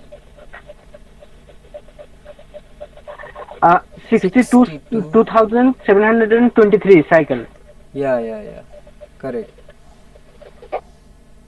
Okay, so all of you are getting the same. Yeah, sir, उसी range में आ रहा है. Okay, so once you have this idea, then we can see the last important thing, that is this different criteria which will give us idea about the failure of component, right? So sometimes it may happen that this combination of these forces are acting. So what we are doing is we are plotting this mean stress versus stress amplitude. If you remember, in cyclic stress we have calculated that sigma m and sigma a. It's sigma max plus mean by 2 and max minus mean by 2, right? This is sigma m. Sigma a is this max minus mean by 2. Remember this? While cyclic stress we have seen this. Okay, Yes, sir. so by this mean stress and the stress amplitude, we are plotting it against each other, and what we are doing is we are having different criteria. So this Soderberg line and Goodman line is actually only line, as you can see, straight line, this Soderberg line or this Goodman line. While this it is mentioned as Gerber line, but it is actually a parabola, right? As you can see, it is a parabolic curve. So now if we see, this Soderberg line is between this endurance limit and yield strength, while this Goodman line is between that endurance limit and ultimate strength. And this what we can say, this this Gerber line or that parabolic curve is also between this SE and SUT. Actually this Gerber criteria is providing good fit right, for that failure points and all. And Soderberg is the most conservative, right? And if you see, observe clearly, then if your this sigma a is 0, right? If sigma a is 0, then only sigma mean is there. It means there is no stress amplitude or alternating stress is not present. In that case, we are only going to consider that SYT and SUT only. It is because converted to static stress only. If your sigma a is 0, then there is no that alternating stress or stress amplitude is there. So your sigma m will be only the stress, right? This mean stress is only acting, and at that time it is considered as static stress, and that is why this yield strength and ultimate strength is being considered, right? Now when this mean stress is 0,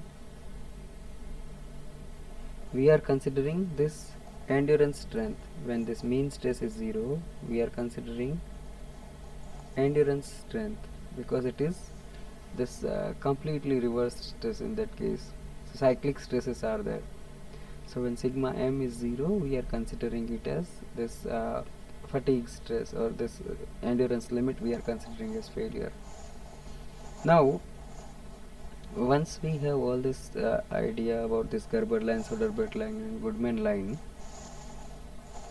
what we can do, this Gerber line and this Goodman line are from simple that line x upon a plus y upon b is equal to 1, and if you are considering that factor of safety, then it is x upon a plus y upon b is equal to 1 upon factor of safety. This way both can be represented, while this parabolic will be represented as that equation of that parabola, right? But one important thing here to notice is if you plot this line, yield line, right, yield point on both the axes, stress amplitude as well as mean stress, if you plot this line, then if your point is outside this line, right, then also this particular Goodman line is giving you a safe point here also. But if your component is crossing this SYT, then sometimes it is not possible to perform the intended task because plastic deformation may start beyond this point, and which is not desirable. So that is why there is a modified Goodman line will be there, right? So actually this way, if you see more clearly, if I expand, then here this SYT, this yield line is there, right? And if you draw your that which line, we can say this Goodman line, then it is going from this SE to this. Here also it is not clear. Let me draw it more clearly. 1 second. So if we draw that again here, see here, this is, let us say, SYT, and it will have almost angle of 45 degrees because from both axes we are having this SYT. It is called yield line, right? Now Goodman line is between this SE and SUT, so it will be going to like this. Now the point is, if any component is crossing this yield line and it is lying in this region, then according to Goodman line, this is Goodman line, it is in the safe region, right, according to Goodman line, because it is below this Goodman line, but it has already crossed this yield line, so it means plastic deformation has started, so it cannot be considered as safe point. So there is a modified Goodman line. Modified Goodman line is there, which is going to be from here to here it is same, but it will not go into this region. It will then go by this way. This is known as this modified Goodman line. Are you getting what I am trying to say? Hello? Yes, sir. So this is how you can have your this different lines, right, and this parabola. So now if you understood this, then we can start solving some problem. Is it okay? Hello? Hello? Yes, sir. Yes. Yes, sir. Okay.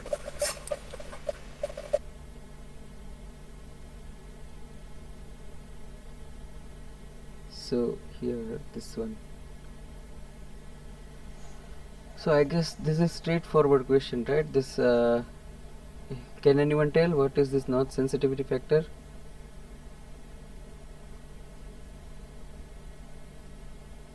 Hello, we have just now discussed, right? Yes, sir. A. A, sir. A. Kf minus 1 upon Kt minus 1. Hmm. This is also simple, right? When the for steel 10 to when the power 6. it has become a 10 to the power 6 cycle. Yes, yes, okay, Uh-huh. good. Then the next, for this one, for cylindrical object subjected to alternating stress of 100 megapascal and fatigue strength to sustain 1000 cycle is 490 megapascal. If the corrected endurance strength is 70 megapascal, estimated afterlife. Can you calculate this? Yes, sir. Please calculate.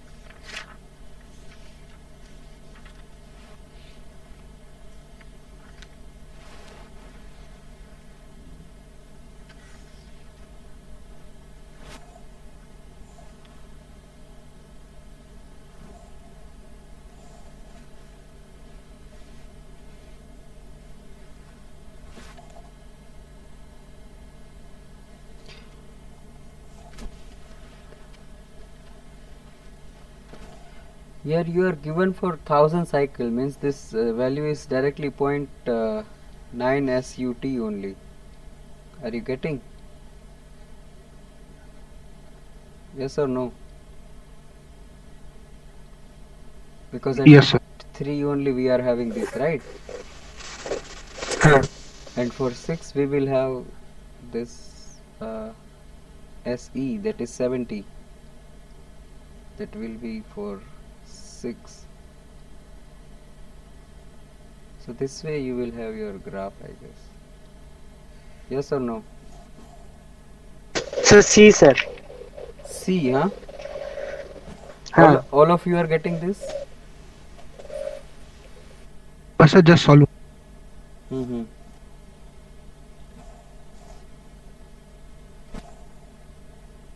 So 100 megapascal they are asking, right? So 100 megapascal will be log 10 100, huh? Okay.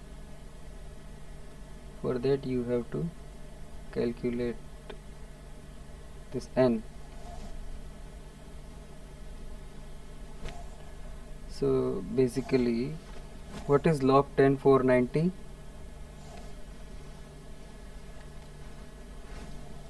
What is log 10 490?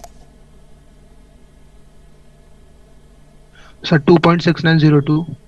Okay, this is 2.6902 and log 1070.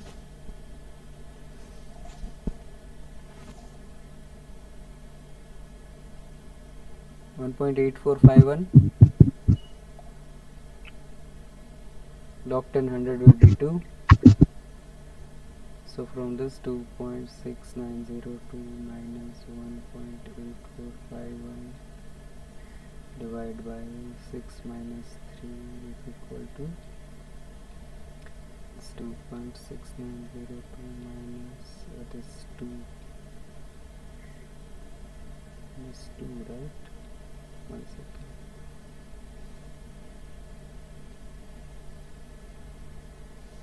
Minus 2 upon this 6 minus log 10. This will give you answer, I guess. Yes or no? Yeah, yes, sir. So this n will be equal to what?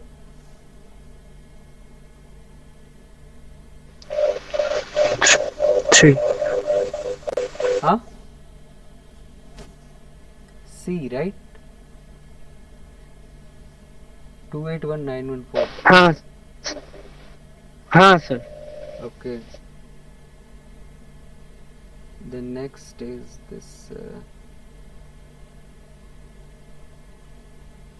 a thin spherical pressure vessel of 200 mm diameter and 1 mm thickness is subjected to an internal pressure varying from 4 to 8 megapascal. Assume that the yield, ultimate and endurance limit of the material are 600, 800 and 400 megapascal. The factor of safety as per this Goodman's relation we need to calculate, right? So can you try this one?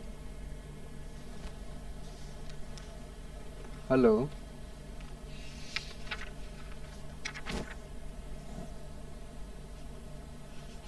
Hello? Yes, sir. Yes. Yes, sir. So here actually you need to calculate this sigma 1 and sigma 2, right?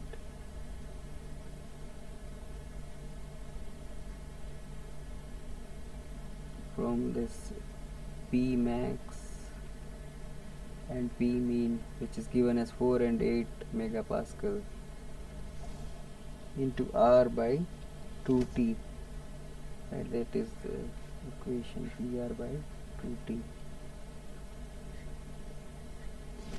Okay.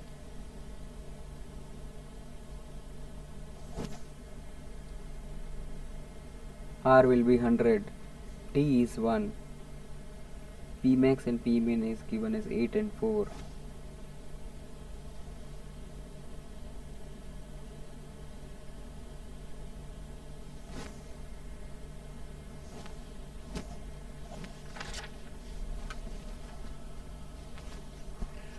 So for both actually sigma 1 max actually both principal stress sigma 1 max and sigma 1 mean, similarly sigma 2 max and sigma 2 mean you need to calculate with this relation. So which will be that 400 and 200, I guess. Yes or no? 200 megapascal Yes, sir. and 400 Chart. megapascal. So here also Then 200. we have to calculate mean stress and variable stress. No, then you have to calculate actually this what we can say equivalent stress you have to calculate, right, first by considering any of the failure criteria. If you consider that maximum distortion energy theory, Sir, if we calculate it by mean stress and variable stress, then what problem would it be? yeah. After actually calculating that mean stress and that variable stress, you have to go for that safe stress as per those failure theory. First, you have to calculate that sigma 1 mean and sigma 1 alternating, then sigma 2 mean and sigma 2 alternating. So that is 400 plus 200 by 2, 300. Then 400 minus 200 by 2, that is 100. Similarly here also, right? You are getting this, right? Because sigma m Yes, sir. is equal to sigma max plus mean by 2. Sir, factor of safety And means the sigma, Goodman line is shifting toward origin with the same slope. sorry. Sir, factor of safety means Goodman line is shifting toward origin with the same slope. Yes. Okay. So once you have calculated this sigma 1m and this sigma 2m, then you can calculate equivalent stresses, that mean equivalent and that alternating equivalent, by using that any of the failure theory. Here we are considering that 1.6, distortion sir. energy. So actually this both you will get same sigma, because here it is sigma 1m square sigma 2m square minus sigma 1m sigma 2m. As you can see, sigma 1 is equal to sigma 2m. It will be any of the sigma 1m or sigma 2m, which is same, and same will happen to this AE also. Yes or no? Hello? Hello? Hello, can you? Yes, sir. Yes, sir. Yes, sir. Yes, sir. Yes, sir. And Yes, sir. what is this Goodman line? That is this Sir, 1.6. alternating upon this SE and this mean upon SUT is equal to this 1 upon N. Because in your Goodman line you are having this kind of what you can say, here SE and here SUT. This is sigma m and this is sigma a. So x upon a plus y upon b is equal to this 1 upon factor of safety. So x is sigma m, and on that intercept is SUT. On y it is sigma a and intercept is SE, and then this way if you will use 100 upon, what is SE? What is SE? 400, sir. And SUT? 800, sir. 800. Okay, so this will give you N is equal to 1.6, correct? Yes, sir. Okay, so next let us say this one, a forced steel link with uniform diameter 30 mm at the center is subject to an axial force that varies from 40 kN in compression to 160 kN in tension.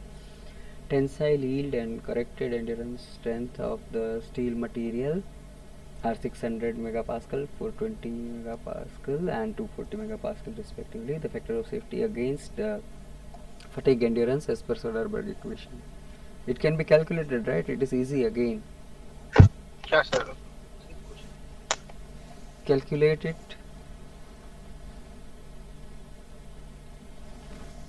So for this, I guess what you need to first do is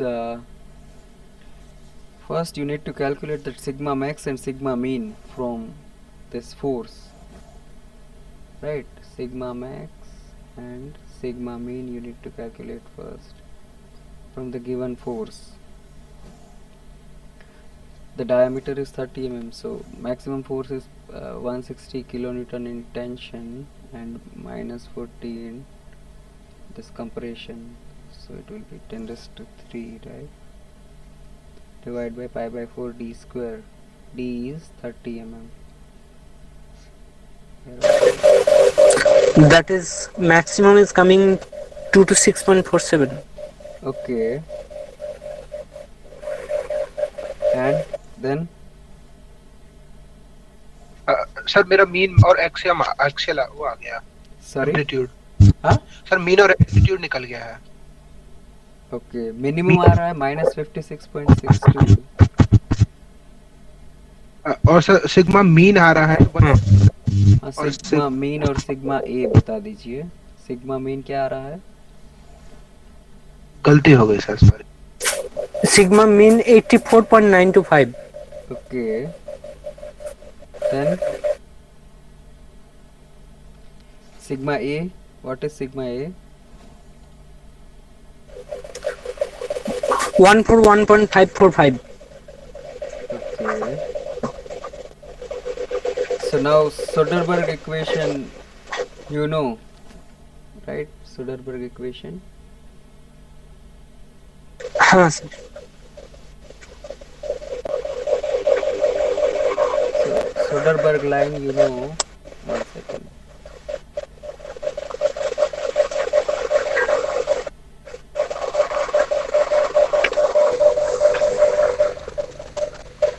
Please mute yourself. Sorry sir, sorry. So Soderberg equation, you know, this is sigma A, this is sigma M. In case of Soderberg, it is from SE to here SYT. So it will be sigma M by SYT plus sigma A by SE is equal to 1 upon M. What is sigma M and sigma A, you know, that is 141.54, right? Sigma A is 141.54 only, right? Yeah, and this is 84.925. SYT is what? 240.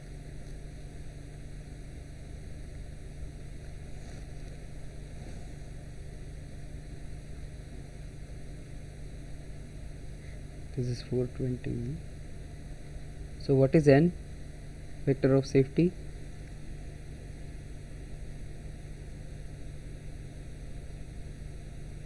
What is, Sir, 1.26. so N is coming 1.26. So this is how you can calculate this, right? 1.26 is given here. Okay. Is it okay?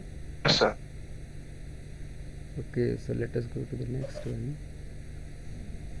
Here a bar is subjected to fluctuating tensile load of 20 kilonewton to 100 kilonewton. Then the material has yield strength of 240 megapascal. Endurance limit in reverse bending is 160 megapascal. According to Soderberg principle, the area of cross section of the bar for a factor of safety 2 is. You can do this also, right? Hello. Yes, yes, sir. Here first you can calculate this mean and that amplitude in terms of force only, then you can put it as that force mean upon area and force amplitude upon area.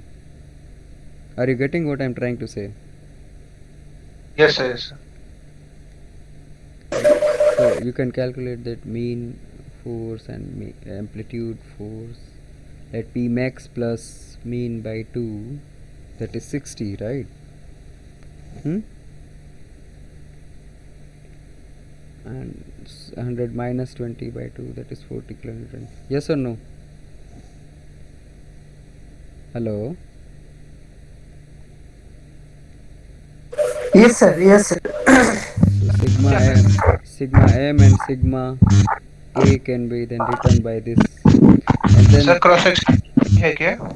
cross sectional area is not there, so you are calculating first force and then directly dividing it by area, and then you can apply this Soderberg equation, sigma m upon s by t plus sigma a upon se is equal to 1 upon factor of safety. Factor of safety is given here, so only unknown is area. Sir, 1000 आ रहा है क्या? Yes, correct. So sigma m is this 60 into 10 raised to 3 upon s by t is 240 and se is 160. Se is 160, right?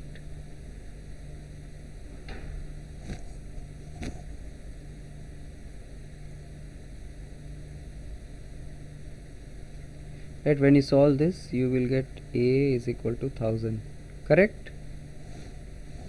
Mm square. Yes, sir. So from this so many questions are asked actually from this area, right? And it is easy, right? Are you getting now what we are solving is? Yes, sir. Yes, sir.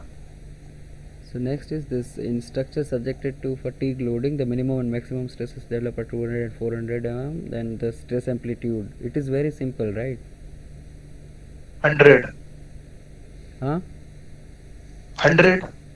Let us see.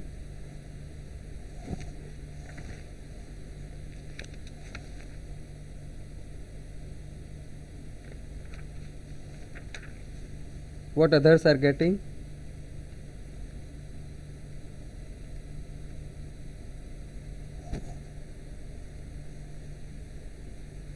It is actually straight away maximum minus minimum by 2.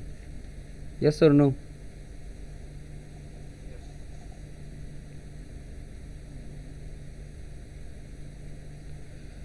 So the next question is: a rotating steel shaft is supported at the ends. It is subjected to a point load at the center. The maximum bending stress developed is 100 megapascal. If the yield ultimate and corrected endurance limit is 300, 500 and 200 megapascals respectively, then the factor of safety for the shaft is. How will you solve this one? Can you try?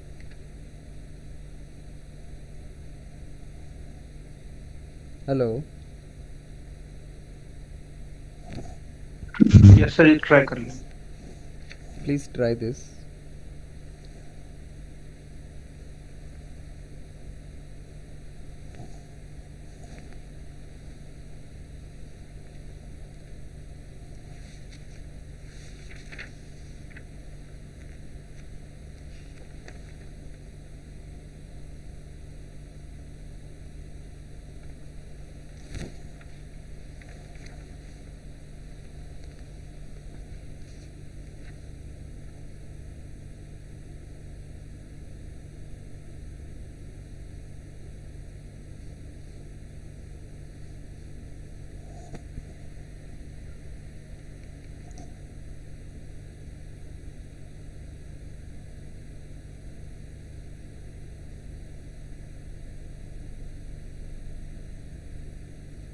Sir, FS2 आ रहा है. Yes, correct. Because here see, only that magnitude is given, means you are assuming that sigma max and sigma mean both in bending you are having that plus and minus, right? So plus 100 megapascal and minus 100 megapascal. If you consider this, then sigma mean will be 0, sigma A will be 100. And when you go for that equation, let us say Soderbergh criteria, it is most conservative. So sigma m by sigma y plus sigma a by sigma e. So nothing is given, then you are going for this most conservative design. So that component is not going to fail. So sigma m is 0, then sigma a is 100. Endurance is given as 200, corrected endurance, then 1 upon n. So it means n is equal to 2. Okay. Hello. Yes, sir. Next is, which one of the following is most conservative? Just now I have told you, right? A, sir. Sortable. Okay. So now next is, yeah, this is something different. For given fluctuating this fatigue load, values of stress amplitude and stress ratio, can you calculate this? Sir, 100 has stress. Sorry, 100 is the amplitude. 100 is Stress amplitude. okay. Correct. 100 is stress amplitude. That is the correct. Because 250 minus 50 by 2, right? It is visible from the figure. Okay. Now what is stress ratio? Stress ratio is sigma minimum by Sigma maximum. maximum. So what is this? C data, sir, 0.2. 0.2, huh? Okay. Yes. So C will be the answer. Okay. Now next is,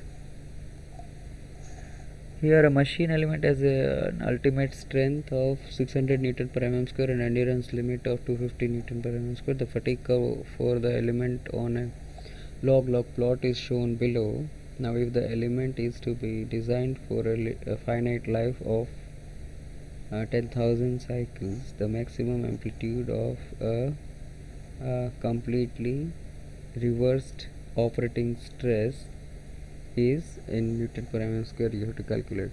So can you try this one?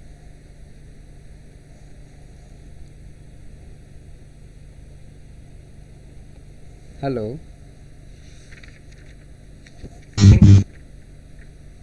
Are you trying? Yes, sir. Please try. I guess it is same what we have solved. You will be able to do this, I guess.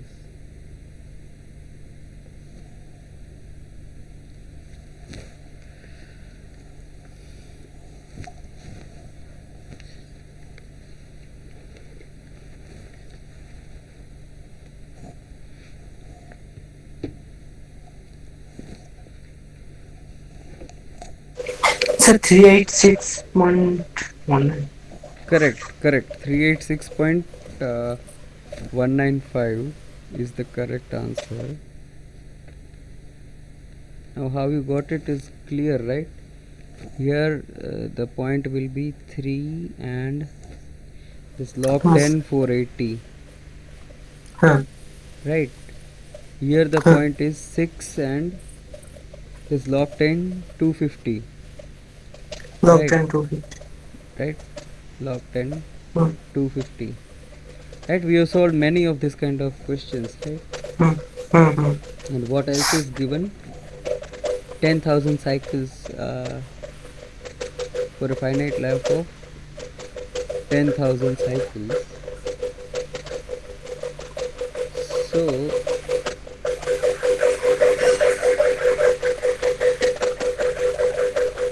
that is 10 raised to 4, right? Yes. So that is what you need to calculate is this stress you need to calculate, right? This So PB2 is 10 SF you need to calculate for 10,000 cycles. So if you again go by whatever we have calculated, you will get this. I am not showing calculation. I guess you will be able to do this, right? Sir, it's same like Okay, similar okay. like we did. Yeah. So next is a machine component made of ductile material is subjected to a variable loading with sigma minimum is -50, sigma maximum is 50, corrected endurance limit is 100 megapascal, yield strength is 300, the factor of safety. Can you calculate this?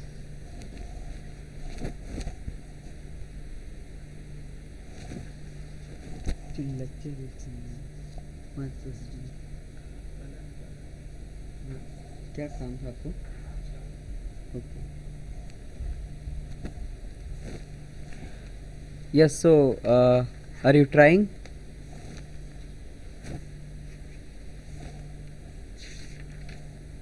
Yes, sir. Okay.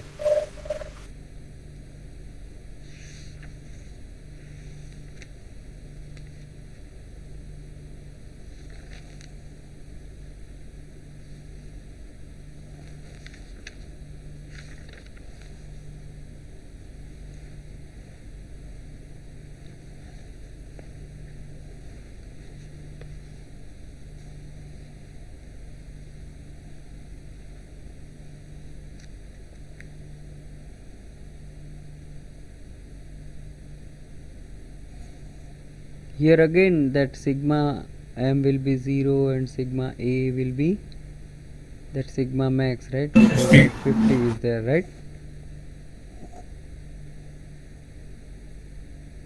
Sir, 2 आ रहा है. Again it will be 2, right? So similarly what we have done previously, again it will be coming 2 only. For that Soderbergh you can try and you will get that. Sir.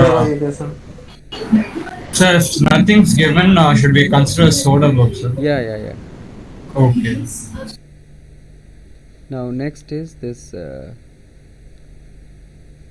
fatigue life of a material for a fully reversed loading condition is estimated from this sigma is equal to 1100 and raised to minus 0.15, where sigma is stress amplitude in megapascal and n is the failure life of in cycles. The maximum allowable stress amplitude in megapascal for a life of 1 into 10 raised to 5 cycles under the same loading condition is. Okay, so can you try this? Okay.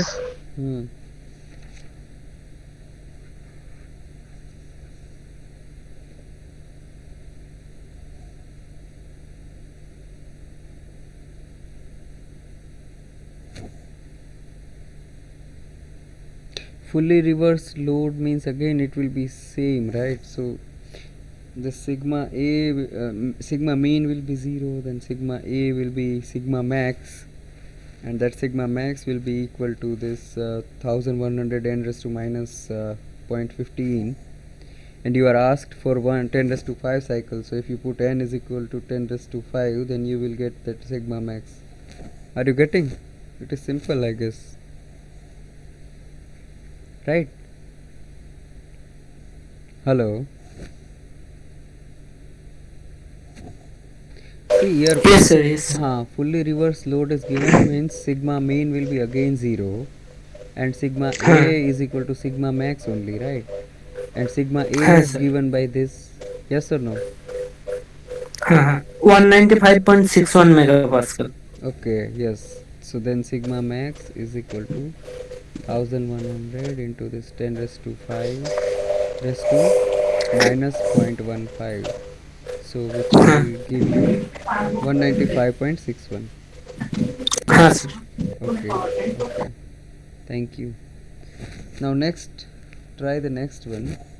A bar is subjected to a combination of a safety load of 60 kilonewton and a load fluctuating between minus 10 kilonewton and 90 kilonewton. The corrected endurance limit is 150 megapascal, yield strength is 480, ultimate strength is 600. The bar cross section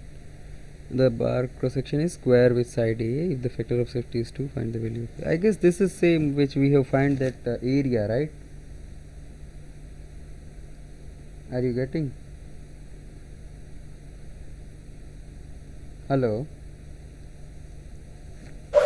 Yes, sir. We have to find the area, then we will get the length. Right. Sir. So I guess So that is you can do. 31.62. Yeah. 31.62 will be the answer. I guess you can do this, right? Sir.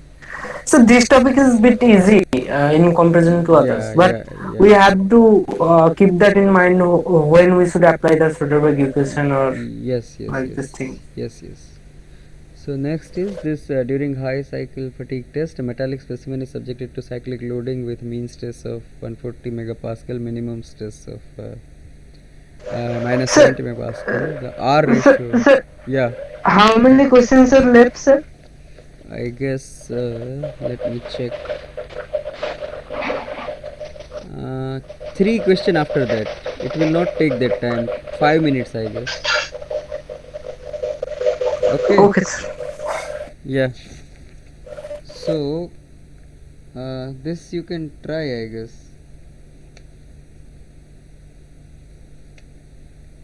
Here sigma mean is given as 140, right? Mean stress, and minimum stress is given as minus 70, right?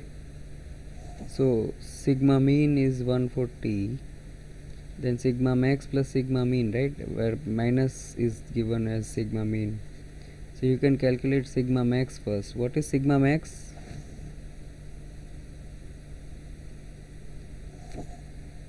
(350 megapascal), right? Hello.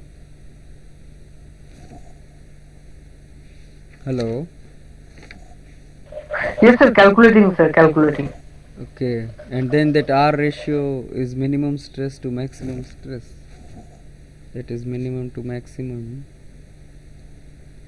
That is this minus 70 to 350. That is minus 0.2.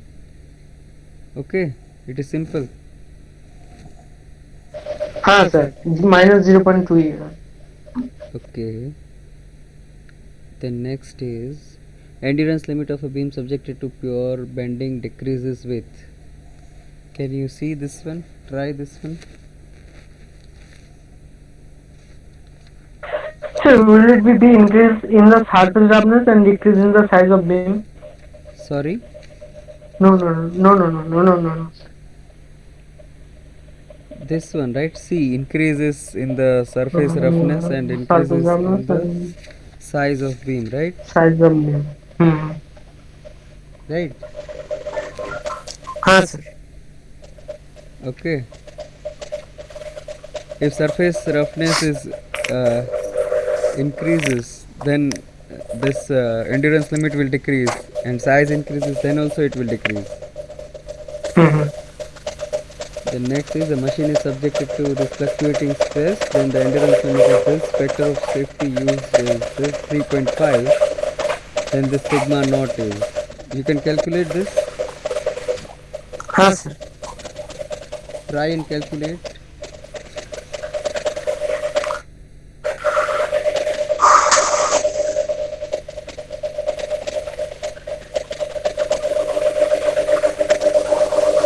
See, maximum and minimum will be at cos maximum and minimum, right? So maximum will be sigma naught, minimum will be minus sigma naught, right? So this way sigma mean will be 0, sigma A will be sigma max or sigma naught, you can say, right? That sigma E is given, factor of safety is also given, right? 100. Yeah. So sigma naught can be calculated because factor of safety is given, and sigma E is given. Sigma E is also given. Sigma is also given. So that sigma naught can be calculated from any of that conservative, that Soderbergh line or something. So it is 100, right? Okay, and then last one is this. Last one is this. Again, it can be calculated easily, right? So I guess we can. Sir, yeah. Would it seems like we did it previously. Sorry. Actually, it seems like we did it previously. Earlier we I did that. I don't know. Maybe we will check. You can check it, right? So this is again same question, right? That we have solved this kind of question, I guess. So you can do it by yourself. This also, right? Yes. Okay. So is there any other question for today's session? Sir, actually, as you are telling that when we should apply this equation, like Soderberg equation or like that, Mm-hmm. but how to remind that we should apply this Soderberg equation or Goodman's line See, until and during unless that they time? have specifically asked, then you can Huh. directly apply this Soderberg equation because it is conservative equation, right? So your design will be Okay, sir. safe. Huh. Sir, for this problem, the cycle would be 1,63,842. Yeah, yeah, 840 or whatever, near to that. Hmm. Correct, correct. Uh-huh. Okay then.